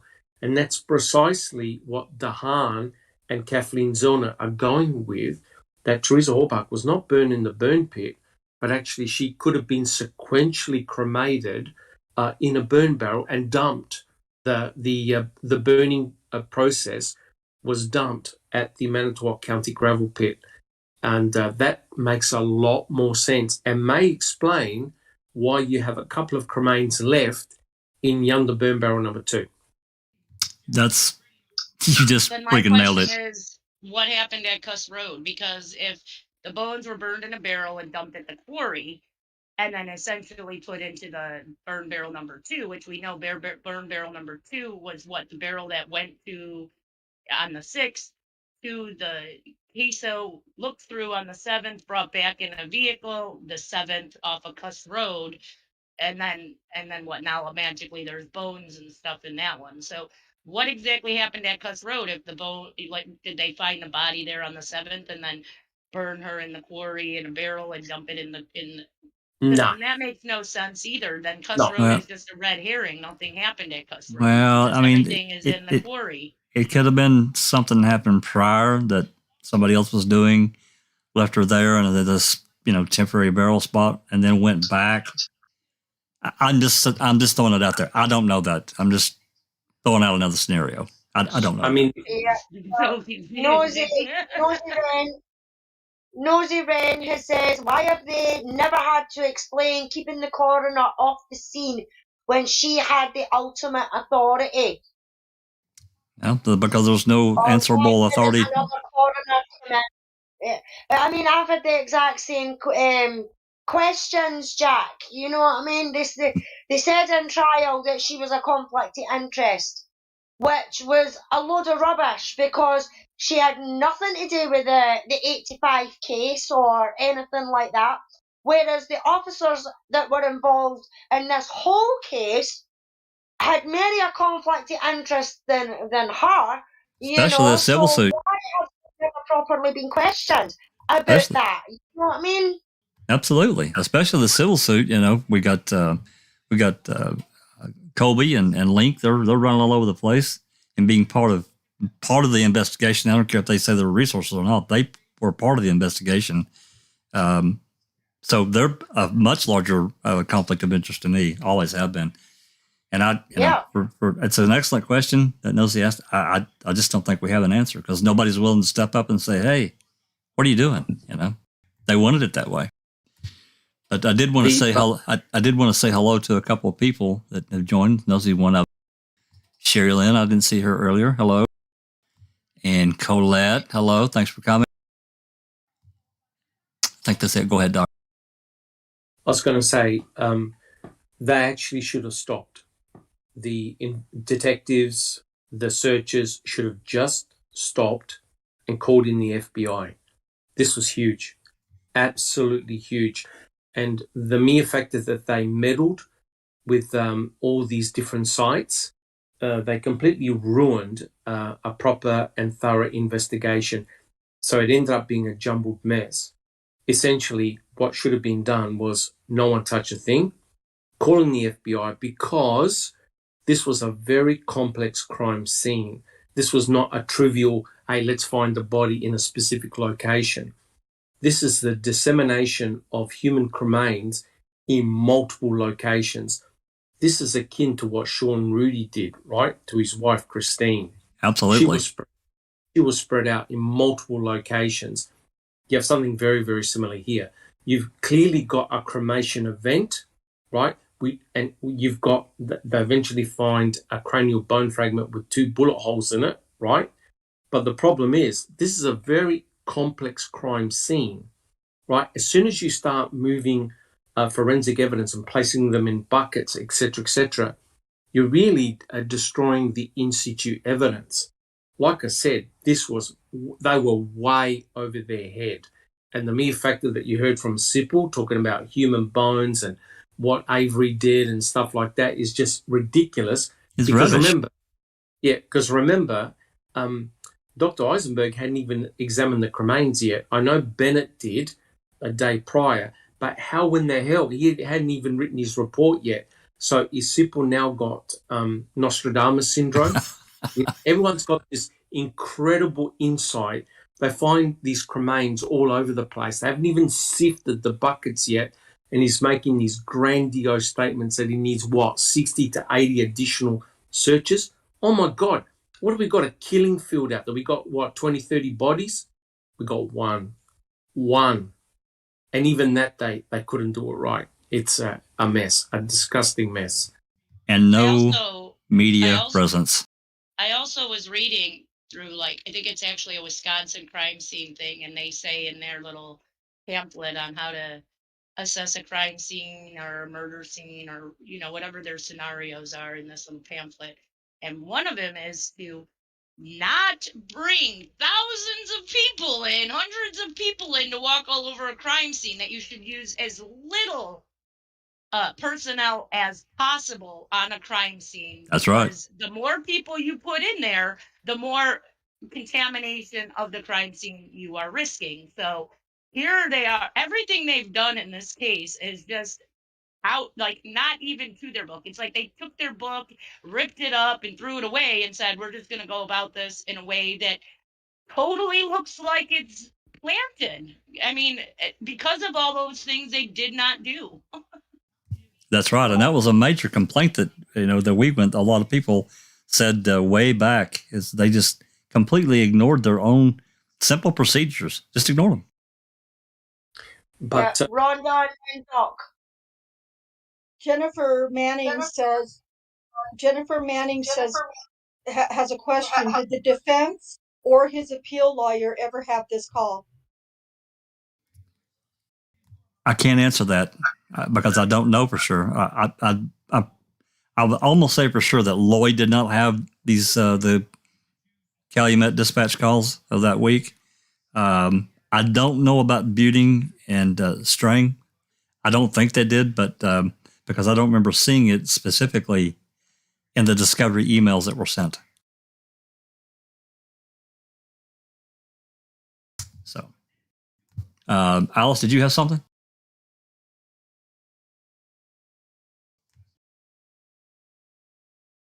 No, it was just to say Rhonda was unmuted. I see. Okay, thank you, Doc. I was going to say the difference here, of course, we mustn't forget, was that the investigators were on an incredibly tight time frame, right? If we're talking about the motive here being the fact that Stephen Avery had a civil suit, I'm sure they were well aware that Kacerik and Vogel were about to be deposed. So they had a very limited amount of time to come up to these big, grandiose conclusions, right, regarding, the cremains and the fact that Stephen did this. And as Mystic Jing said, there was tunnel vision exactly from the get-go. So in the back of their mind, they knew they were on an incredible race, right, because of the fact of Stephen's civil suit. So in order to stop the civil suit, Stephen Avery had to be arrested, and eventually he was. So this is not an ordinary investigation whereby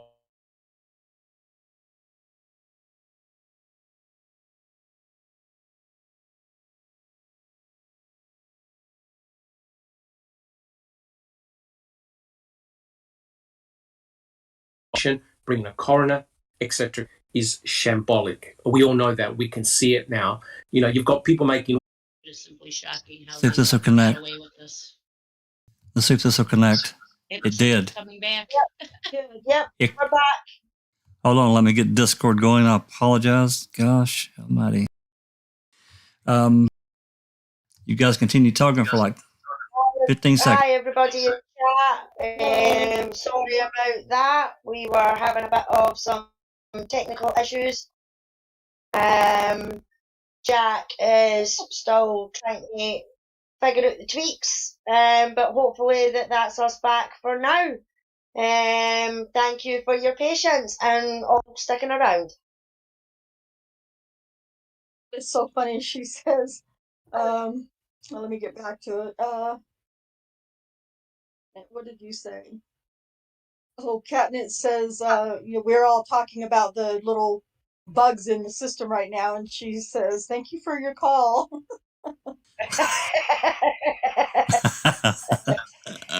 Yeah, the Catnip's rascal. Oh, okay, I think I've got everything back. I don't know what happened. I saw it buffering, and I thought, okay, it does that from time to time. It'll buffer for 3 or 4 or 5 seconds, and then it goes on. And I didn't pay attention to it, and then I tried to switch screens, and it's like it wouldn't do anything. I'm like, oh damn. Oh. Yeah, and then, I was just about to tell you, and then Jinx started talking, and I was like, oh, maybe it'll sort itself out, but then I just seen it kept buffering and buffering. I was like, no, right, yeah. I'm going to have to say that we're buffering. So let me see if I got to open this other program up so we can finish this up. Hopefully, I can get Foxita open. Come on, Fox. There you are. What I wanted to present next was after the CIPL call. Let's see here. CASO.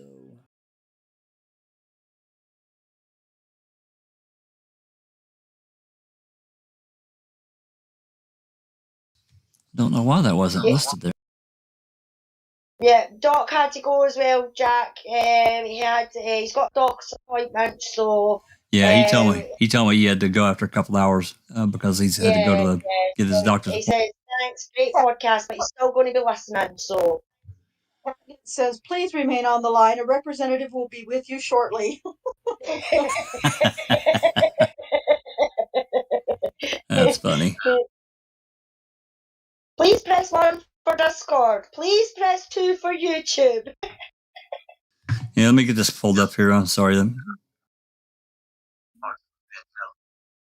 What I'm going to show next, think about CIPL's call and the date. And it's supposed to be November. It's supposed to be, I think it's just Alice when she's unmuted. But his call was on November 9th. He had made one like 1:44, and he made another call at 2:11. That was the last call I listened to. However, if you look at his report, and I got a real problem here. This really bothers me. And we can see that the date is November 9th, 2005 from CIPL, Kelly CIPL. And I'm going to read at least a good part of this because I think it's important to understand this report. He gets handed it just like everything else, and it's part of the record. So he's staying on November 9th. This is what he did. I, Lieutenant CIPL, returned to the Avery property on Wednesday, 11/9 at approximately 7 a.m. Once at command post, we were informed that a tip had been received and that there was an old cabin off Jumbo Creek Road and Twin Bridge Road. Deputy Schultz and Deputy Wendling were dispatched to check out that location. It should be noted that upon their return, they indicated they did not observe or locate anything unusual or out of the ordinary. Then, at approximately 10:55 hours on the morning of Wednesday, 11/9/05, a locksmith had arrived at the command post to assist in opening a safe within one of the office areas. The evidence team that was working the Avery house responded with the locksmith to the office area where he had assisted opening the safe. The locksmith had left the crime scene at approximately 11:08 hours on 11/9/05. I'm reading this because of where this is going. And this is where it's going right here. At approximately 13:24, that's 1:24 p.m. on 11/9, I, Lieutenant CIPL, received the dental records of Teresa Hallbach from the Kaukauna, I'm saying that right, I hope, Kaukauna Police Department. I want everyone to understand that from that area, they would salvage, I just put in Avery Salvage Yard to the Kaukauna Police Department is a 40 to 45 minute drive. It gets even better. I received the dental records from a Lieutenant John Van Druin at approximately 13:25 hours, 1:25 p.m., I, Lieutenant Sipple, turned over the dental records to DCI agent Jim Holmes. So he got the records at 1:24, and he turns right around and gives them to DCI agent at 1:25. Why? If Holmes was already there, why would Sipple go? Number one.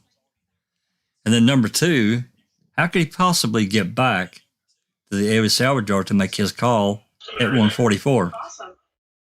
I'm thinking maybe they were brought to him, Jack, out at the yard. Well, Yeah. well, maybe. I guess. I guess that's possible. That's another way to look at it. I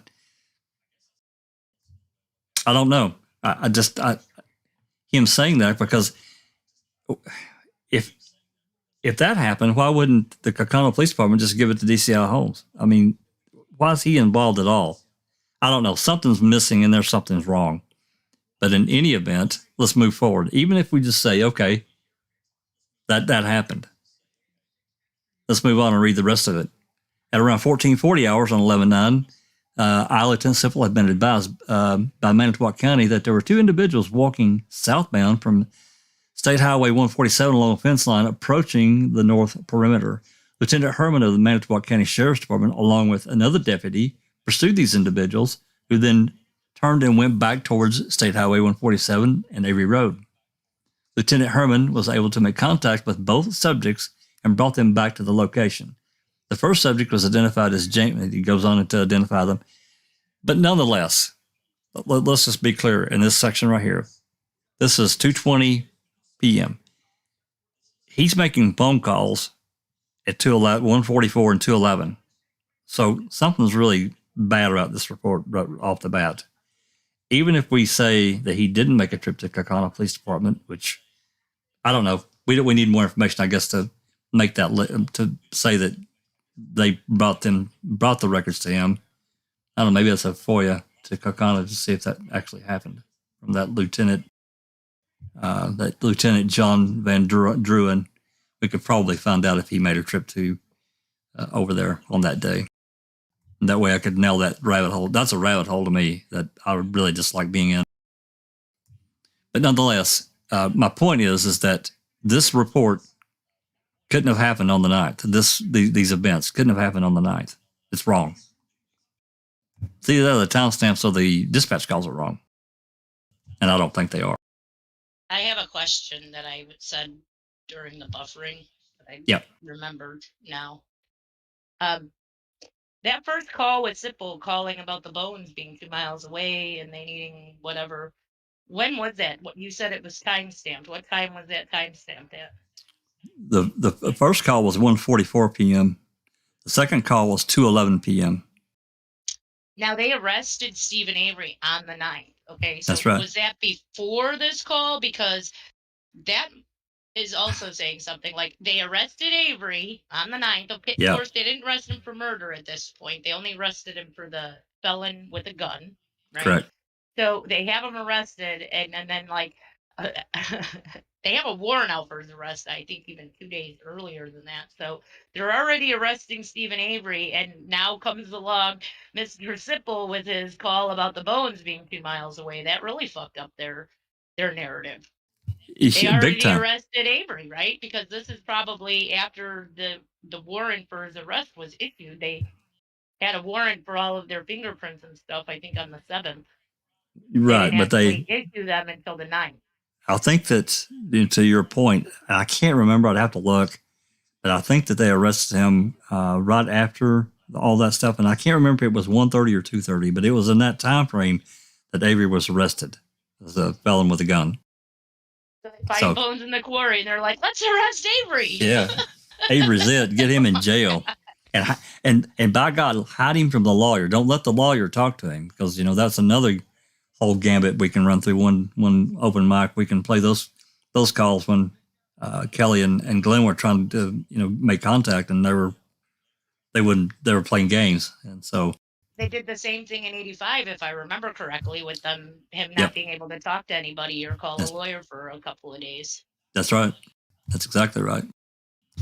So, yeah, those calls are timestamped, and that's why I'm saying that this report that he wrote on the 9th, I'm pretty sure that was events that happened on the 7th, but we need confirmation before I can really nail that one down for sure. I will say this. Sorry, go ahead, Rhonda. I was just going to say, Katie did it in chat, said, what time of day was he at the hospital? It was remember. Yeah, it was a early midday and afternoon. They started shuffling them all down there. I can't remember the exact time without somebody going and looking at the report. The question is, the report might be wrong, right? Because you just said this report might have damn times on it that are not correct, right? Didn't you just say that? I mean, I'm pretty sure that the two guys he talked about in this report, I'm pretty sure that happened on the 7th. Is there a record of them coming to the quarry or to the Avery yard on the crime in and out seats? Whoever this person. Oh, that's a good question. I don't know. I just know that those two guys, they were searching. They were trying to help search, but cops didn't like it, or for whatever reason. They were walking this fence line there at 147.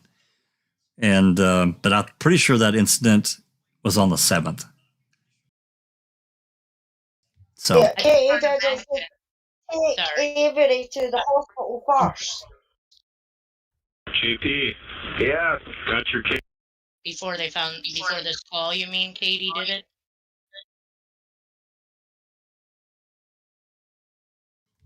I'm not sure. What was the question, Alice? Did they take Avery to the hospital first? So was Avery at the hospital, or was this other one the first one to go to the hospital? I think she's meaning. Oh, I'm not sure which one went first. I'd have to follow. Make a mention of the reports having the wrong times. Like if you go and look at Deirdre's report about him being delivering a computer to Grand Chute and then going over to Teresa's to do the test fax, he puts his time at like 8:30 in the morning, when really the text fax can be timed to an exact time of, what was it, 8:52 a.m. So he's giving a time of when he's doing this testing of the fax machine 30 minutes, almost 20 minutes before he really is. So their timing on their reports, I've noticed, are just like bad. Approximates, I guess you could say. Yeah, don't disagree. So, yeah, that's information we'd have to dig out. I just don't remember the exact times. I'm thinking about, Barb got recorded by the DCI. I'm thinking about that call, and I swear it seemed like that was around 2:30-ish or maybe 3, because she was trying to get a hold of Bobby, and I don't know. I'd have to look, Kay, and to nail those times down. But I'm thinking that Avery was actually arrested around 1:30 or 2:30 that afternoon of the night. So I think what she might have been asking is, was he taken to the hospital first, or was he taken to jail and booked first? Hospital first. Hospital. He got. They did all their, testing, and they took the illegal growing swabs, fingerprinted him, and then I think not long after that he was arrested and charged. Yeah. So. Very, very bad. Very naughty. Yeah. I've got one more call I'm going to play, and this last call I'm going to play is from Sheriff Poggle. This is on the 10th, and there's more than just Quarry stuff mentioned here, but I thought it was worth throwing in for everyone to listen to. Let me get over here to it. If there's no more questions or comments, I don't mean to rush anybody. This is on November 10th, the next day at 5:54 p.m. Jerry Poggle spreading the word that Stephen Avery's DNA confirmed to the RAF and Key, and there's more bones found. So this is an interesting call as well. I guess I should turn it on so everybody can see it. Hold on here.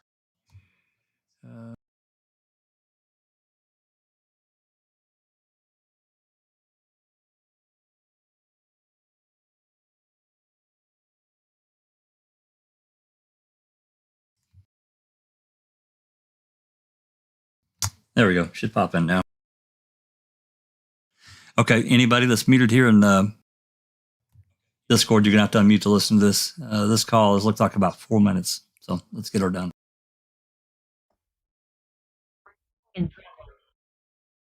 JP. Yeah. Got your case, huh? We got her. Cool. Man, oh man, we've been waiting for this all day. Cool. Uh-huh. So what Brett just told me, they found his blood, verified his blood in the car and also on the key, huh? Also on the key, the vehicle, he says he's never been in. Cool. Cool. Great. Yeah. This is fantastic news. Good. Hey. All paid off. One thing I got to ask you here quickly. Yeah. That skid steer, do we still need to take that down to Madison tomorrow or not? No, it's changed. What we'll do is collect it, and we're going to bring it back to the sheriff's department. We need to store it somewhere. Well, apparently we're storing the vehicles in storage sheds. We might as well just put that in with them, right? No, we can't have them together. Okay. They have to be separate because of the possibility of contamination. How about in separate units? We can't have the two vehicles together. We got to have separate units for all of them. Okay. Well, instead of renting two, why don't we rent three? Yeah, what we'll do is why don't we just get the vehicles tomorrow? Yeah, I'm planning on doing that tomorrow afternoon. And then we'll see tomorrow what the plan is on those other vehicles, the Fister and the golf cart. Oh, okay. So there's two units out there. Yes, we got a Fister. Okay, well, we can work on that during the day. Yeah. You can let me know. As long as we've got somebody going down and getting those vehicles out, I guess they're short of space. Yeah, Wendorf and Kaharski are going to go down tomorrow afternoon, either at noon or 1 o'clock, depending on when Dan can work things out at home. Okay. And then we've got the... In my understanding, the rental units are coming from Denise? Yeah, Denise says we can use those. Okay. She's given us okay on that. Okay. And then we need to lock them up. Yep. The padlocks are down there. Okay. All righty. We'll take care of that. Yep. Okay, that sounds fantastic. Anything else? Nope. I can't think of anything else. We'll be going out and continuing to search the pit tomorrow. Right. You found bones and body parts? Yes, a lot more. Yeah. Just so you're aware, I don't know if Brett briefed you, I put in calls to Outagamie. They're going to supply us with 2 guys tonight, 2 guys tomorrow. Okay. Sheboygan Sheriff is supplying us 1 tonight, 1 tomorrow. Okay. Brown is supplying 3 tonight and 2 tomorrow, but Brown indicated they were going to be charging us, and tomorrow's a holiday for them. Oh, it is? It's Veterans Day. But, as a veteran, it really should be a holiday. Just for veterans, at least. Yeah. But I told Brett he should review his staffing for tomorrow, and if he can cut out those 2 guys from Brown for tomorrow, because I'm sure those guys would be at triple time. So. Okay, yes. Yeah. So we should be okay tonight, according to Brett, and tomorrow he sounded somewhat hopeful that he could get his lines pulled back tomorrow. So. Yeah. Okay. Great. Okay. Okay. Have a great night, Jerry. Thanks for everything you've been doing. Okay. You too. Okay. Take care. Bye.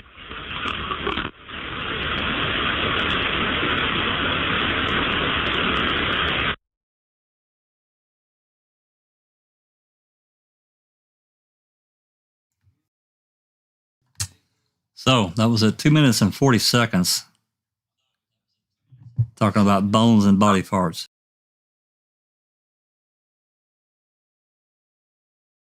Jerry Anderson says what body parts, and I'm asking the same question. Yeah. That one Exactly. tiny piece of I mean, it's muscle. just the way they were gleefully at the fucking beginning of that and all though. You know what I mean? Oh, yeah, I heard there was blood in the car. Well, yeah, You know what I happy. mean? That call makes me sick. It's so Yeah, I heard you got your case. Yeah, we got it. It's so cool. Yeah, oh my God, it makes me sick when I hear that call. I hate that call the worst. It's the death of someone's died and they're happy. Yeah. Because All that's they're something. thinking about is that they got their boy, they got their man. That's right. And the emphasis as well. I mean, I don't know if anybody else in chat can pick up on it. The emphasis of no, we need to keep those cars separate. I caught it. You know, why so adamant about keeping the cars separate? Surely if cars are to be examined, they can go to the same warehouse at a distance and be examined by the proper people. You know what I mean? They don't have to be completely separate. That's because, in my opinion, and this is in my opinion only, is the reason for those two cars not to be together is so that they could plant it. Well, and there's that. You know, for in different pieces of evidence, I guess like that. I'm not really sure. This is me speculating that each car would need to be individually sealed. I mean, their doors sealed up with evidence tape, so there couldn't be a possibility of contamination. And I don't know. There's something weird there. Says that call sounded like a movie plot from Fargo. It did, Doc. It did, Doc. We need to watch that again. It really did. Yeah, Neverly was just saying that too the other day. We need to watch Fargo tonight. Okay, I'm down. So, but yeah, I mean, I thought that was a really interesting call to wrap, kind of put a bow on everything that we've looked at and listened to.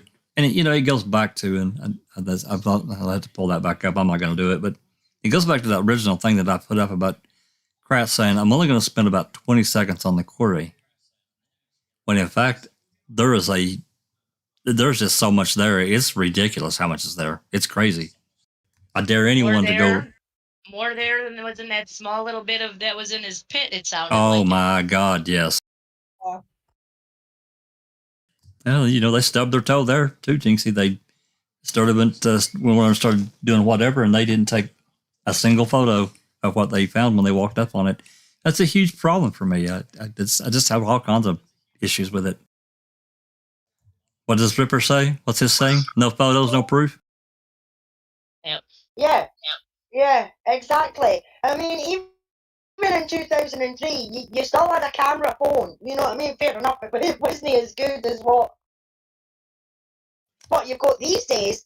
But you still could have taken some pictures, or somebody should have taken some pictures of what they came across. Well, they had multiple officers that had cameras, so that's another thing I'm going to pull up here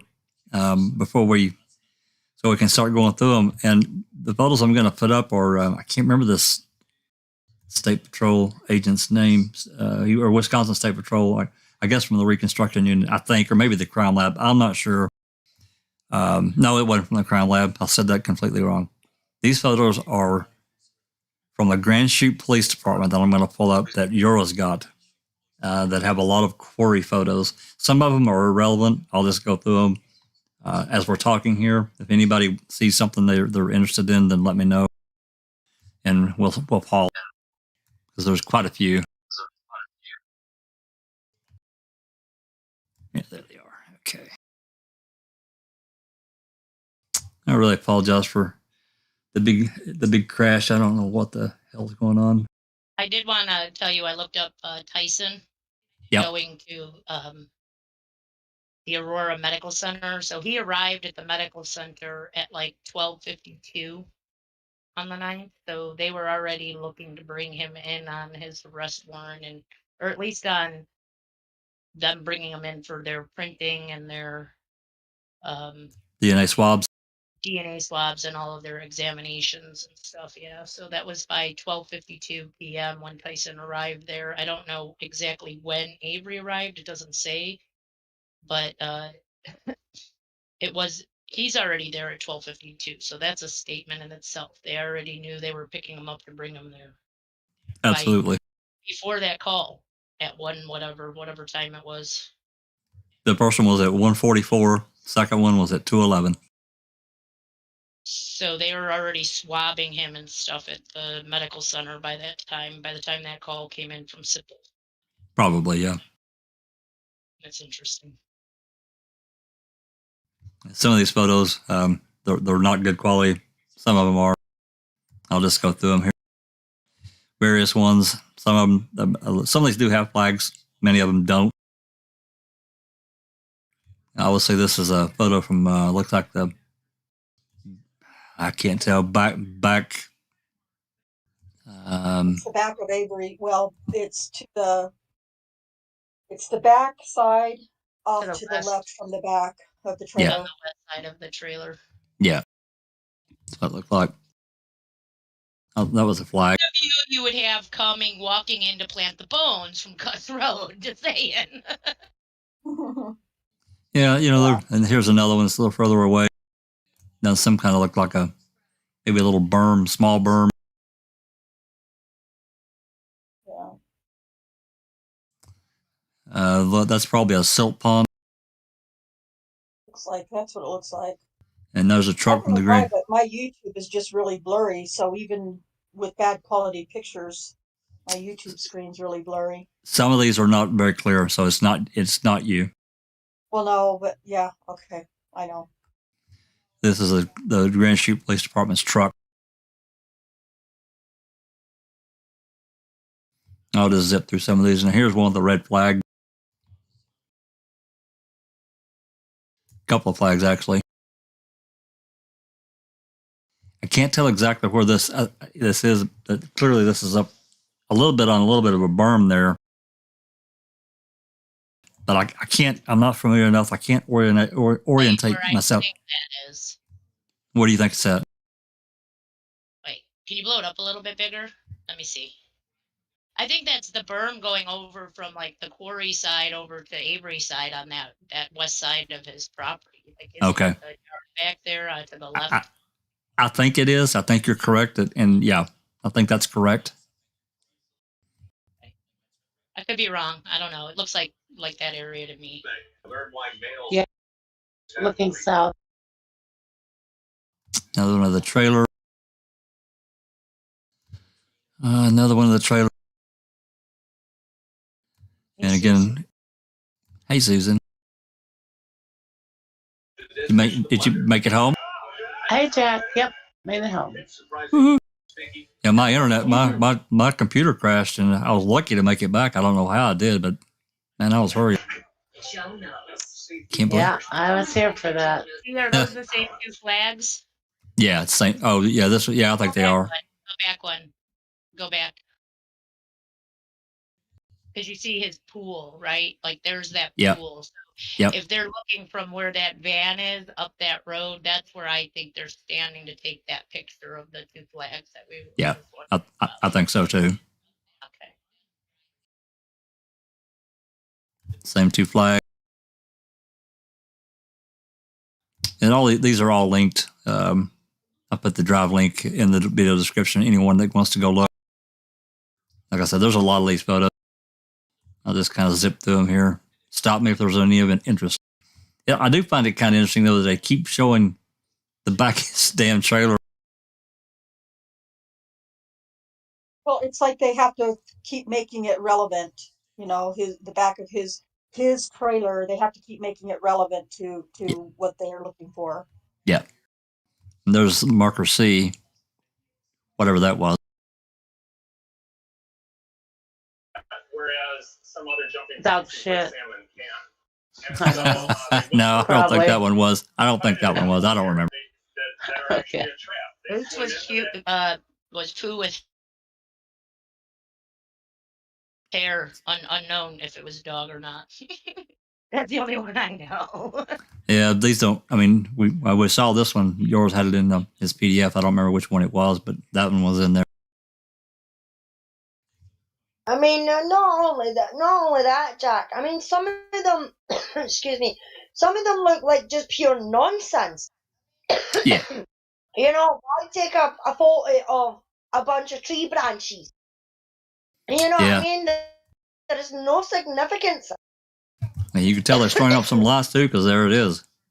Look, did you see they were actually taking measurements of stuff that was not on Avery's property and pictures of it, but not in Avery's property. They didn't do any of that. But on outside, they're using all that, what they should be doing, measuring, examining. Totally different department comes in, grand shoot. Taking pictures. Yep. Took a lot of pictures of. Now here's one that's blurry as hell. I don't know what that is.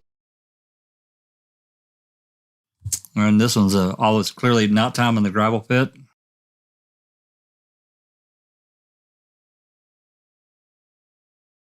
Look how dark it is there. I know.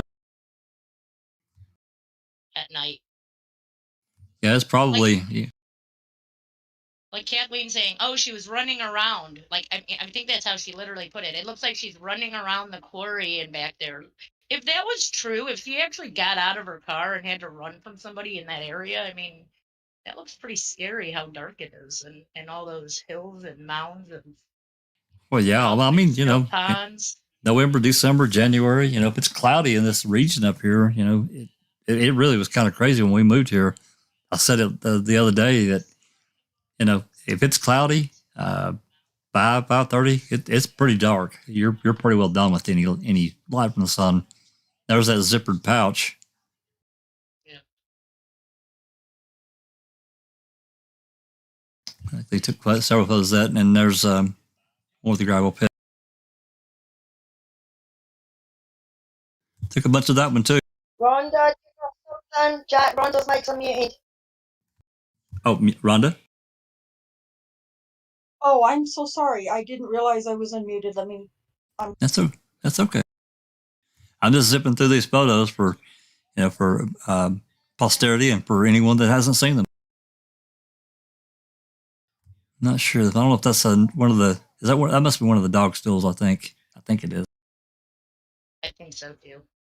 Yep. And they put a tape measure on it. Woohoo!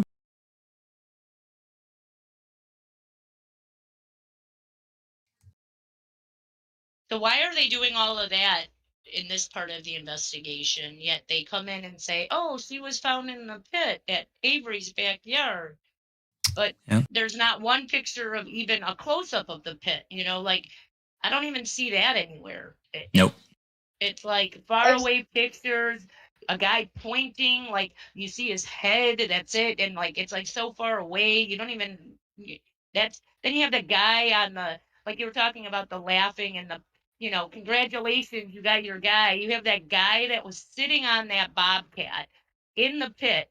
Like, he's literally smiling and sticking out his tongue at somebody else. And that's their evidence picture at the pit. Yeah, so professional, huh? But here they're like, look, let's measure it. Let's put a flag in. Let's make sure we take pictures of it from far away, up close, with the measuring tape. But that doesn't happen at Avery's. I don't understand how people can see this and be like, oh yeah, it was definitely in Avery's pit. It's like there's such a difference. And they brought two of these in. They brought two of these skid steers in, by the way. There's a smaller one and a bigger one. I don't know which one that was. I mean, there has been more photos taken of nonsense, shitty stuff, piles of grass, bloody branches off of trees for some blood. Now, what is he putting a flag in there? They've just fucking put a digger right over it. You know what I mean? Yep. But yet they can't take photos of so-called bone fragments that were found in a bloody burn pit where she was supposed to have been burnt. No, it was just easier to make the innuendo and the accusation without any proof. Yeah, because they knew that people were just going to swallow it, Jack. They were going to take their word for it, no matter what they done, as long as they've seen they've took photos here and there and everywhere, and so it must have been a good investigation. But they're no questioning the most important factors. You know what I mean? Yep. Like there, the photo that's on the now with that flag, it's a pile of friggin' dirt. You know what I mean? This is this of photographs that are of bones that are supposed to be in a bloody burn barrel that is supposed to have dismembered and burnt on that pit. You know what I mean? It is just ridiculous that locals and prosecutors and lawyers think that this case was investigated to the best of their ability, because if that's the best of their ability, I wouldn't like to think what their worst abilities were. Well, I think Grand Chute, they were just trying to come in and help and, do their thing. They were not on the actual property. They're, this road here, this goes from the back of Avery's trailer. If you go back, like you're back behind where this cameraman is Cuts Road in the cul-de-sac. So there's a cut through there. Yeah, again, they're pointing towards, the trailer. Like, he brought the bones that were here to the gravel pit. Here's how he did it. It's just, the pointing out what you guys have been talking about, the stark differences between what was done on the Avery property by, the DCI and Calumet and even Manitowoc compared to here's Grand Chute. Look, they're flagging, they're measuring, they're taking, I don't know what they're, not knowing what these little flags are here and there, but it appears that they're trying to mark anything odd, weird. And another good thing is that they were geo-coordinated or geotagged. So it's not like that box of bones that Eisenberg got. It was just a box of bones. They could have came from anywhere. They weren't geotagged at all.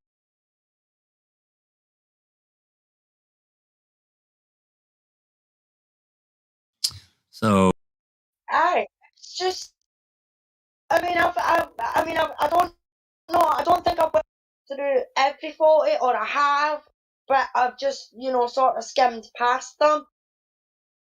But some of them don't even look relevant to what they're saying. And I do agree with what I think it was Rhonda said earlier on, is the ones where they've got the salvage yard and things like that from a distance. That was just as a factor, we need to get that in the picture because that's, it's only so much of a distance from the actually salvage yard, even though it's just a pile of shite. You know what I mean? But we need to get that trailer and the salvage yard in the picture just to show the distance and that. No, do your job right and mark it all. You know what I mean? If you're going to mark some of it, then mark it friggin' all. I wonder what they dug up right there. And also, is that an ambulance? Or is that the crime lab back there? I can't read it. That's the crime lab. I think that's the crime lab. TJ Anderson said, I saw a video of someone burning bones for comparison. Didn't look like the bones in the box. The ones in the box looked old. What are they moving over there to that? Is that where they're putting the dirt from the pit all the way back over by these three people, like not on a tarp, just in the grass? It's what it looks like. They've dug it up, and then you can see the track there where they come over and it looks like they dumped it out. There's a whole blue tarp over there. Why aren't they dumping it on that? There's supposedly like bones and sifting, burnt material and all this other evidence, but yet they're just dumping it in the grass somewhere else where there may also be bones. Or is that where the bone was initially found 8 feet out? Because remember, the initial bone wasn't even found in his pit, supposedly. It was 8 feet south. This is west, so this can't be that bone because this is west. This isn't south. I was trying to find out if this was tagged. It's not. And maybe with another program, I don't know exactly when these were taken. I'm sure it was around, I can't remember when they called the skid steers in. Maybe the 10th, wasn't it? Maybe. Pretty sure this is the 10th. Yeah, I think when the guy is on it, sticking out his tongue at the people, that was the 10th. And look, see, it's in the pit right now. That steer or that bobcat. Yeah, that's the small one. Yeah, that's the small one.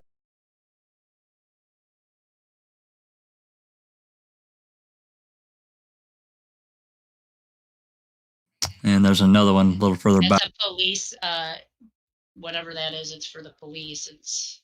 That's the crime lab, the van. Yeah, that's the crime lab. I thought the crime lab was yellow. Let me go back.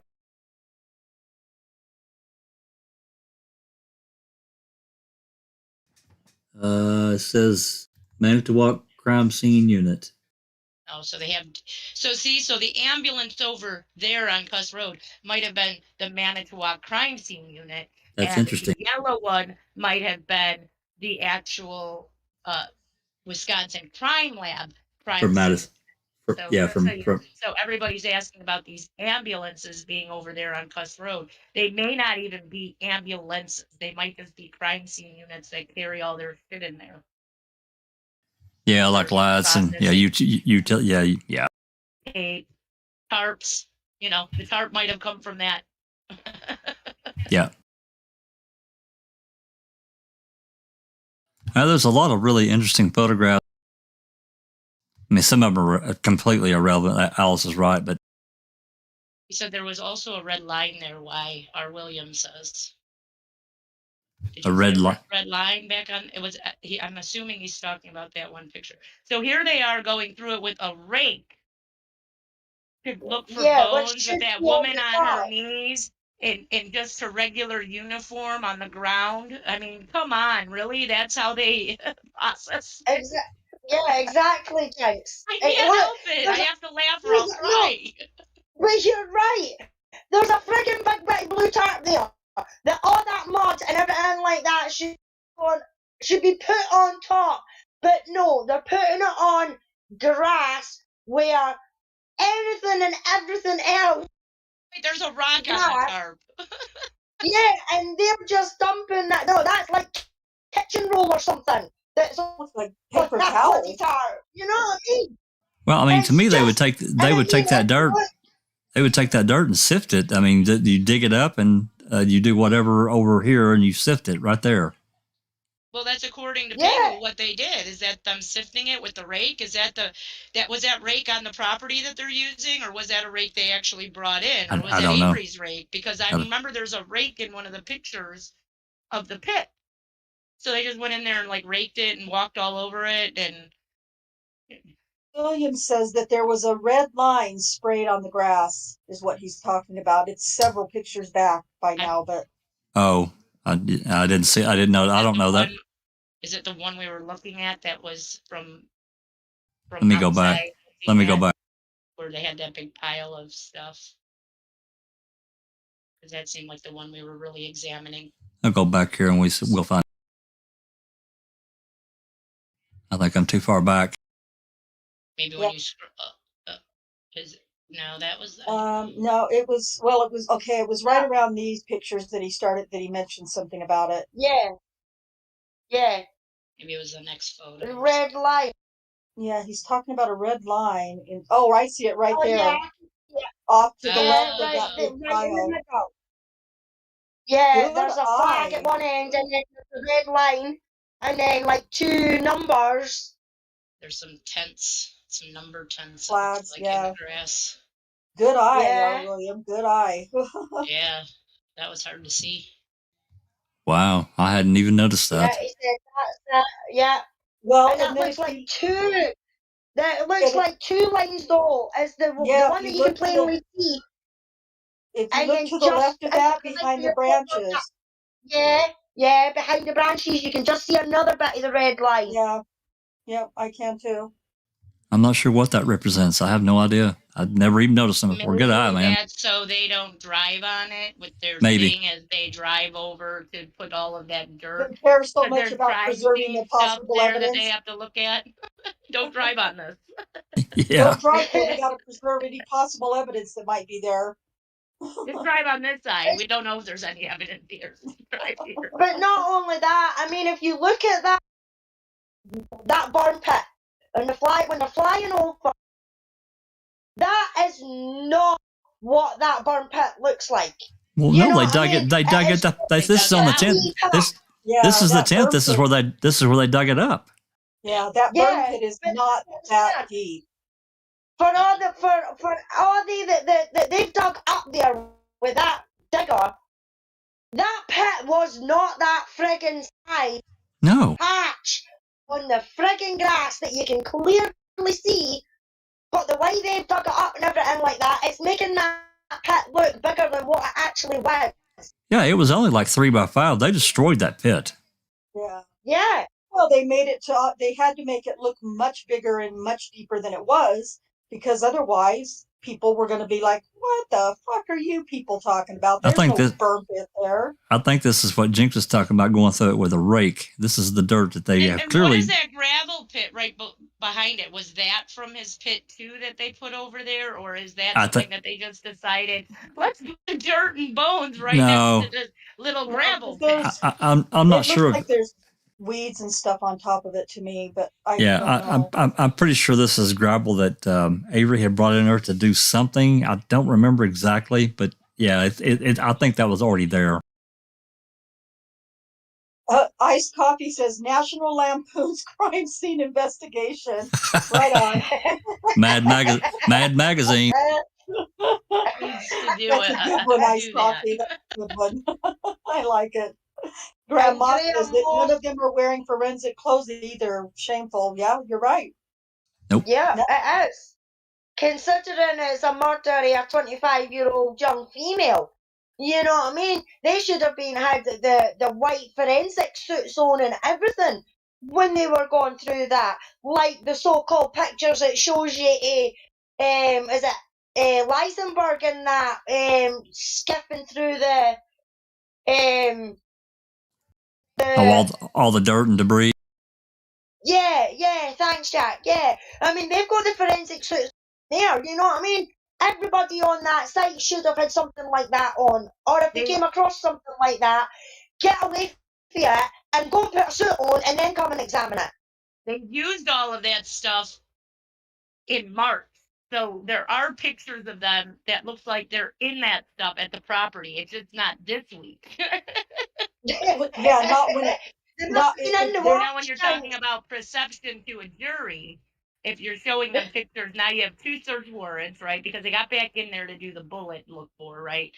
Through Brendan. So they come in and they're like in all of their suits and garments and they're going through stuff, and you kind of see that a little bit in some of these pictures. So my question is, did they show some of these pictures from March, which I believe they did, to the jury, showing them wearing that stuff, so it makes them look to the jury like they did it correctly, but really they didn't look at it. Yeah. I think you're spot on. I think you're spot on there, Jinx. I think that's exactly what it is. They thought to themselves, oh shit, we need to look like we're doing this properly, so for this certain bit, we'll have on the forensic suits and everything like that. For everybody else, nah, we'll just leave it and we'll let it get contaminated because we're not going to use that anyway. It looks like they suit up for they don't suit up for the most important part of this whole thing, but then when they think they're going to show some pictures, let's put on some hazmat blues or whatever they wore. Okay, that little picture of what looked like kind of a bone. Now, had that actually been a human bone that they took a picture of, I almost guarantee you they would have used it at trial. Absolutely. Yeah. And there it is again. Question, there were other bones in the burn pit and the barrel. They were accustomed out there to burn their chicken bones, their deer bones, their bones in general from, Well, it just goes, just going through these pictures and looking at them, hearing you guys talk, and I'm sure people are, probably talking in chat.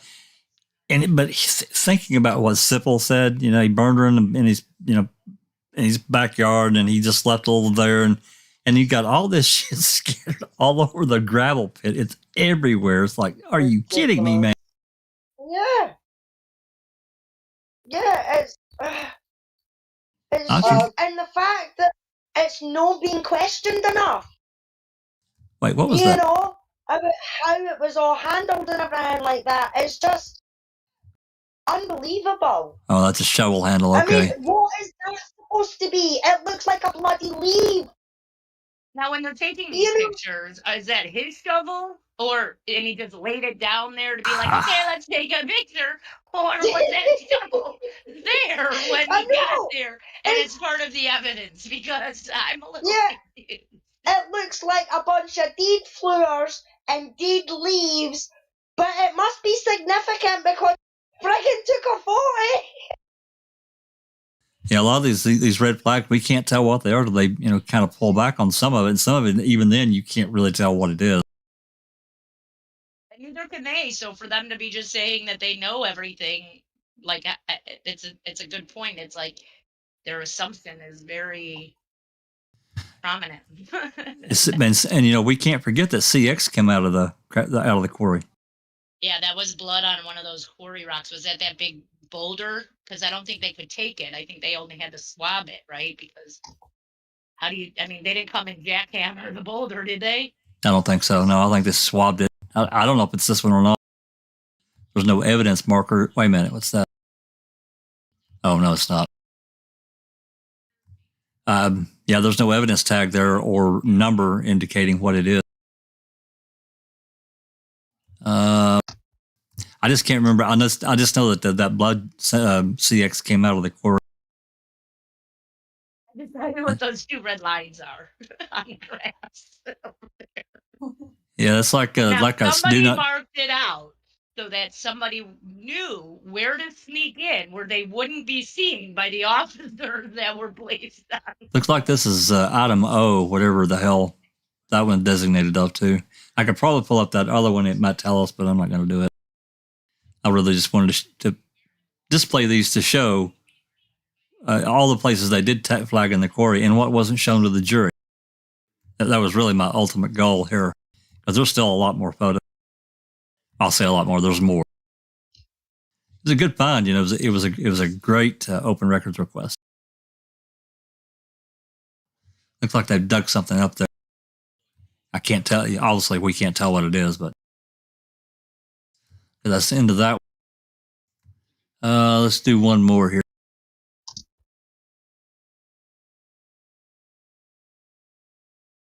Maybe. I'm going to look through these and see what they are. Golf cart. More golf cart. That wagon was where the plates were at.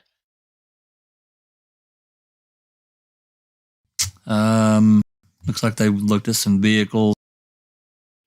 And that's all it's in that.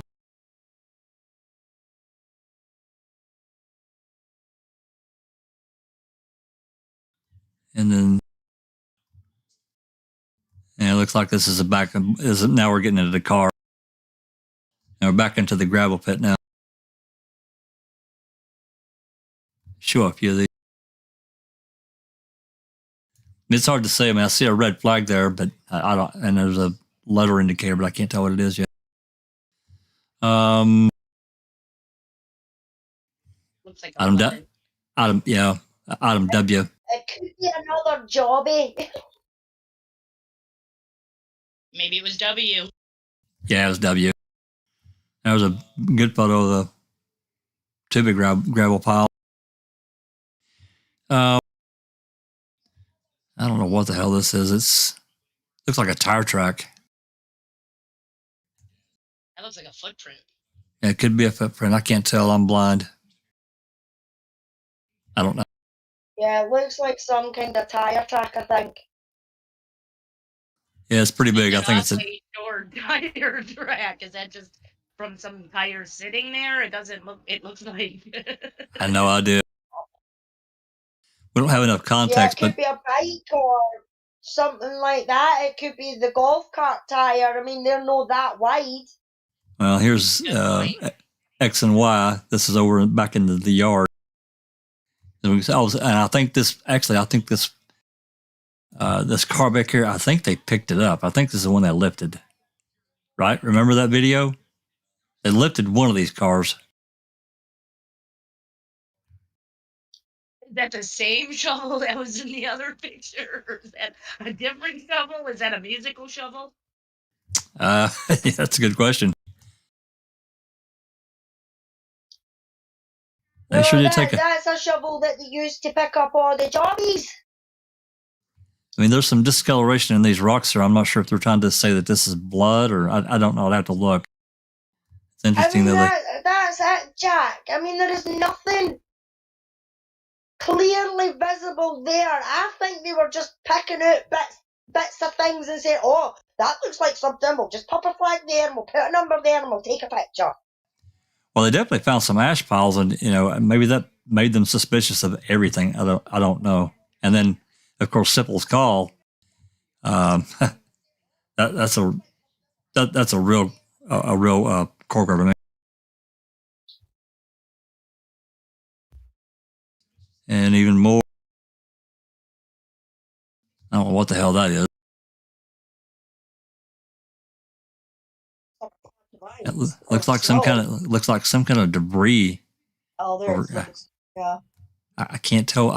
It's something definitely odd though. There's a bucket. Looks like they've dug in that. You can definitely tell they've dug it up. That doesn't look like a forensic gathering bucket to me. No, that was a different than the other ones that we saw in the other photos. Hey, anybody got some old dirty buckets in the back of your pickup truck? Bring them out here. Here's your debris pile that, like Doc was talking about earlier, looked like somebody just took in their burn barrel and dumped it. Yeah. And there were 3 of these, I think they found in the quarry. Is that right? Does that sound right, Jinx? There are 3 debris piles of these ash piles. I don't remember. I think that's right. Better for Joriz to answer, but he's gone now, so we'll have to ask him at a later time. Yeah, well, I mean, there's a bunch of debris piles, but I think there were 3 ash piles.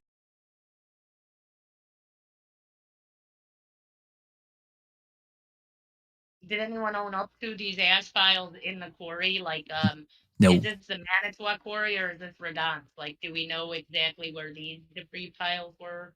I'm pretty sure this is the Manitowoc quarry gravel pit. So people are like, how would they even get in there? It's a quarry, blah, blah, blah. Obviously, people just go in there and dump their trash all the time. Well, yeah, this, damn thing's not fenced up, so of course.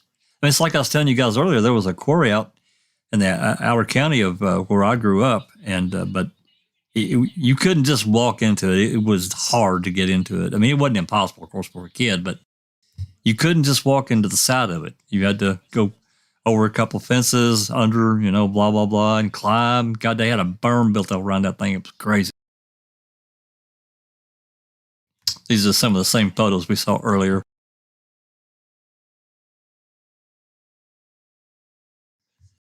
And we're getting back into cars, I think. Posing with that shovel. Is that the shovel that was laying over in that other area? Yeah, we found this. We'll just use the guy playing musical shovels because he's just posing like he's all tough with that now. Yeah, I think that's pretty much it. I just the whole point of this, I wanted to just point out because I mean, just looking at what we just looked at, we can not put a lot of context with it, but they definitely found bone and just all kinds of crap in that quarry. And to say that, and then Simple's call, we got 2 5-gallon buckets of bones. He burned her in his backyard and hauled the rest of it over. He left a little bit behind his yard though, which is kind of strange. And the shovels in general, okay? Like, you don't go to a crime scene and start using stuff at a crime scene and then take that shovel to another area to shovel something else on another land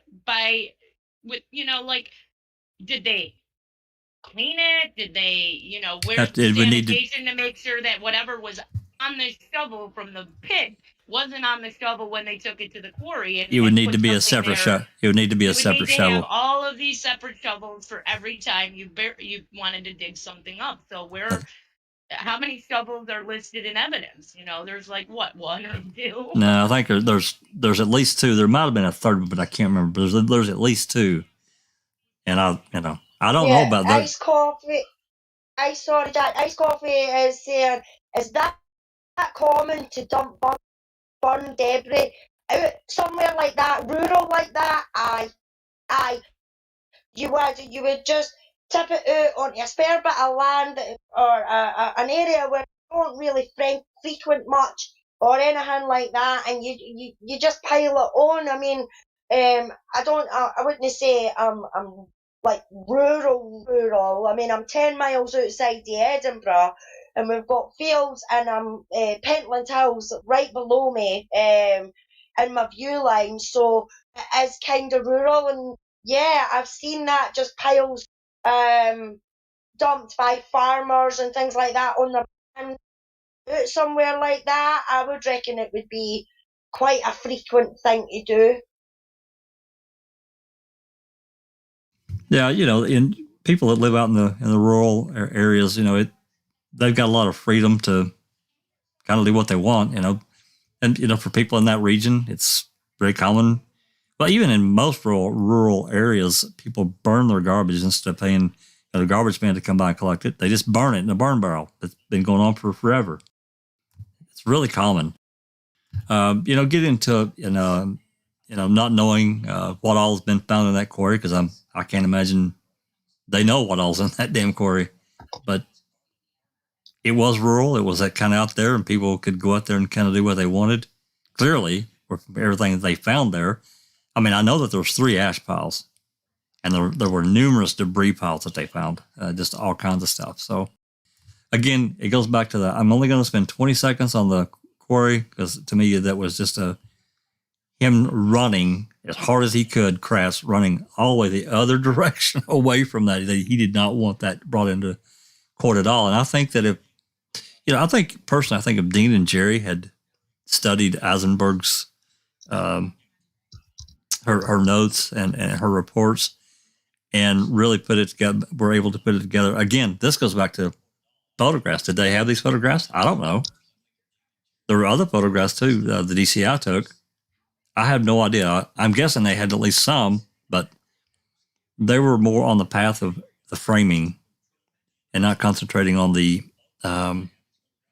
what really happened or what may have happened, at least in the quarry, and create that reasonable doubt. God. Anyway, the quarry. Questions, comments, concerns? Oh, and the jail calls too. I mean, or the dispatch call. No doubt. I mean, the dispatch calls alone are very enlightening. I mean, indeed, and without doubt. Oh, Dr. Michael West, I like it. Is that tooth guy from what was it, the Innocent Files or something like that? Dentologist. Yeah. Yeah. He's terrible. Oh my God, that guy was so bad. Horrible. Well, you have people like that that are in charge in our society, and that's another problem. I'm like everybody else. I don't have a problem with locking a criminal up. I have a problem with locking the innocent up. And he just says, oh, well, if we made a mistake, just open the door, let them out of jail. No big deal. Yeah. Well, no, not to you. It's not. They've been sitting there for 27 freaking years because of your wrong stuff you did wrong.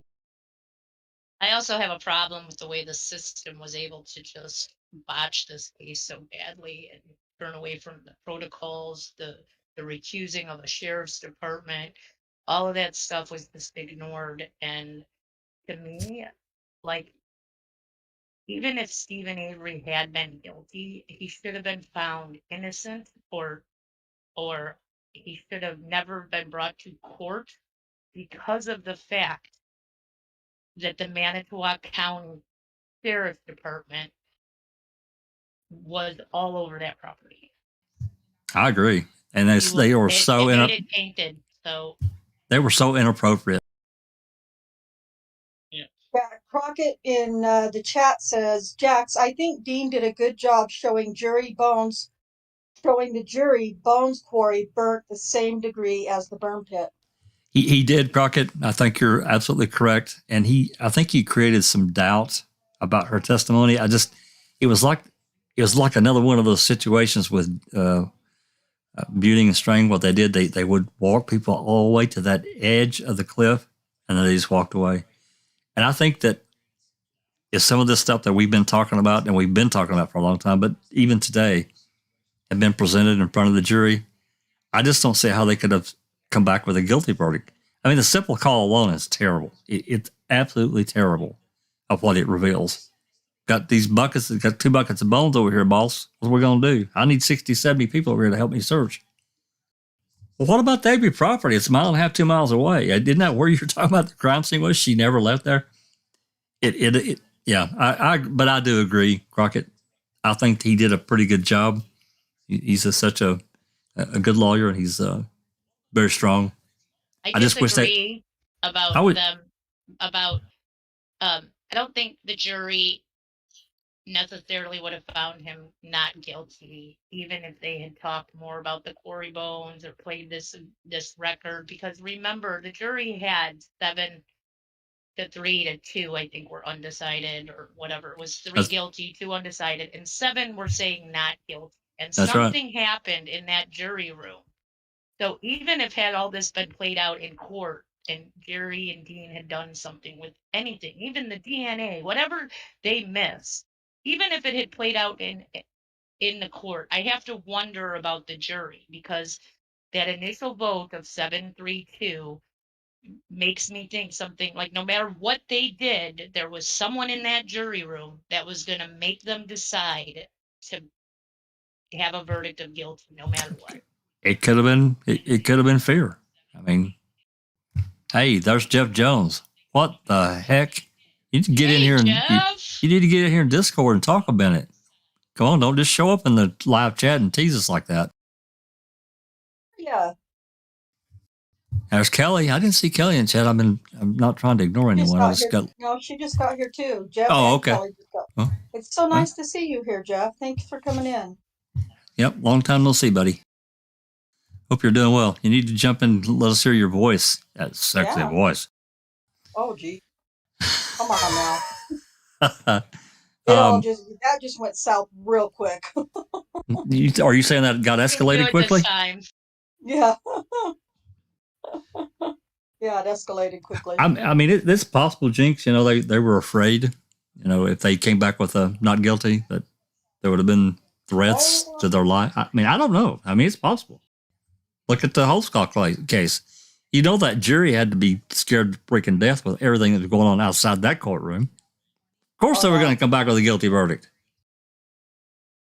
Well, now, come on. Judge Henderson, disgraced former Judge Henderson, admonished the jury not to pay any attention to that screaming and the yelling outside. And so they didn't, and they weren't frightened at all by the chants outside. So let's just jump up off of that. She said with all the sarcasm she could muster. Yeah, I know, but unfortunately, I've heard. Why do you gotta say Daniel Holtzclaw in reading with Uncle Ken or with an open mic? Because I'm going to go off. I'm going to lose my shit, right? Well, maybe a little triggered, not too much, hopefully. But I think about. Right. I've heard the recording that were inside the courtroom, and you could hear them clearly outside screaming with everything. So, but get back to Jink's point. It's possible these jurors could have been afraid. So, you very well could be right, Jinx. No matter what. Yeah. I think they failed him by having Manitowoc be involved even in the jury process, or even the judge. Like, he wanted to change a venue, but only to change where he was imprisoned, or I don't know. I don't even know who was bringing him in and out of the court. I don't understand exactly what his intention was to have this change of venue when the actual judge who was sitting on the case was from Manitowoc. And the jury came in from Manitowoc. The only change of venue is the actual building. It's like, to me, that's weird. Well, that was the thing, when Dean and Jerry, proposed the change of venue. Ken and Kratz and Fallon and them, they were like, well, we really like Judge Willis, but we want to keep him. We already got him in our back pocket. Yeah, I mean, it's like I really would have liked to have seen it move to Milwaukee or Madison or somewhere away from that area to get a little bit more of an unbiased feel to it. Yep, absolutely. So, but then you look at Brendan's case, who had a jury come in all the way from, what was it, Dane County, which is near Madison, I believe. Dane So County. they even, like, what happened there, that they were able to be like, yes, he's, guilty of this crime without any evidence whatsoever pointing to Brendan at all. Well, And that I think they got all locked up with the Avery trial, and they trials were so successful tying them together the prior year. That was it. It was over. Better yet, we talk about this could have been helpful for Stephen Avery. How could these calls and bones being found outside of the yard could have helped Brendan, who was basically being charged on nothing but his words, where here's evidence that points to his words being false, and yet his lawyers don't bother to bring him up at all either. Oh, no. There was so much they didn't. I mean, they did do a few good things during trial. Doing the readings that we did and the recordings. They did do a few good things, but it was not nearly enough. And there were people on the jury in Brendan's trial. There was one, her husband worked for, help me, Rhonda, was it the DOJ, some part of the DOJ? I don't remember exactly what they did, but they were connected, and there was a lot of questions in the voir dire about that. I've read a lot more stuff since then, so I don't remember, but. Oh, you're saying you took stuff out of your head? How do you do that? Yeah, please well, tell it's not me. out. It's just buried behind other newer stuff. Anyway. All right, gang, I'm going to wrap it up. We're a little past 3 hours, not including the 6 minutes that my computer died and I had to resuscitate it. Yeah. Any other comments before we jet out of here? Concerns? Well, we're all concerned, Jack, that this case is still where it is. But no, I don't see anything necessarily different. Crockett did say something. What did he say? And then I lost it, and I can't. He said Dr. Silkman, Eisenberg definitely looked intimidated, like deer in the headlight look, and she sure did. Oh, when Dean when Strang too, though. When Strang was questioner, yeah, I have to agree with that. Yeah, she even sounded terrified and intimidated, and like, oh my God, I gotta make sure I answer this the way they want me to. Yeah. All right, gang. I'd like to send out a heartfelt thanks to my friend Joriz and all his hard work that he does. He doesn't really care about being thanked, but I thank him anyway and raise a beer to him. I owe him a case of beer. A lot of this stuff today was his and his work. I wished he could have stayed, but he's got other things to do tomorrow. He starts his new job. Go, Joriz. Congrats, man. But we really appreciate you, all of us do, and all the fun stuff you do. I know that Supermod Catnet has got his Twitter. She could throw that link in there. She has a minute. Want to really thank her and Darkside and all the rest of the mods and everybody that's came in chat and commented. Hopefully, we've dug a little deeper into the quarry and found a few gems that maybe you knew about, maybe you didn't. But hopefully, I'm sorry. Hey, Jeff jumped into the chat into Discord.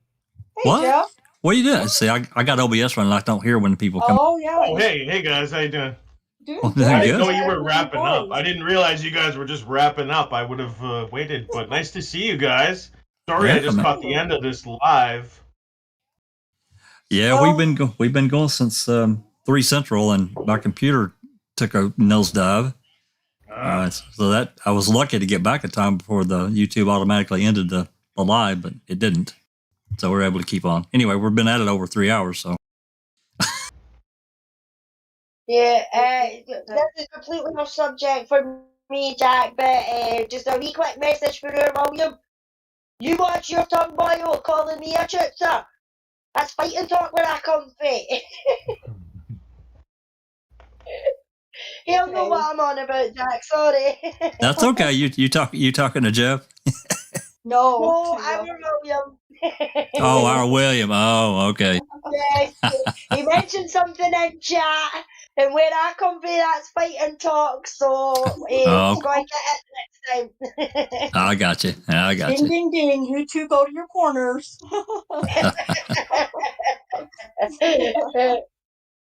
Well, Jeff, if you don't mind, I'd like to just ask Jeff, what do you got planned? Do you have anything going on, bud, that you want to share with us, or?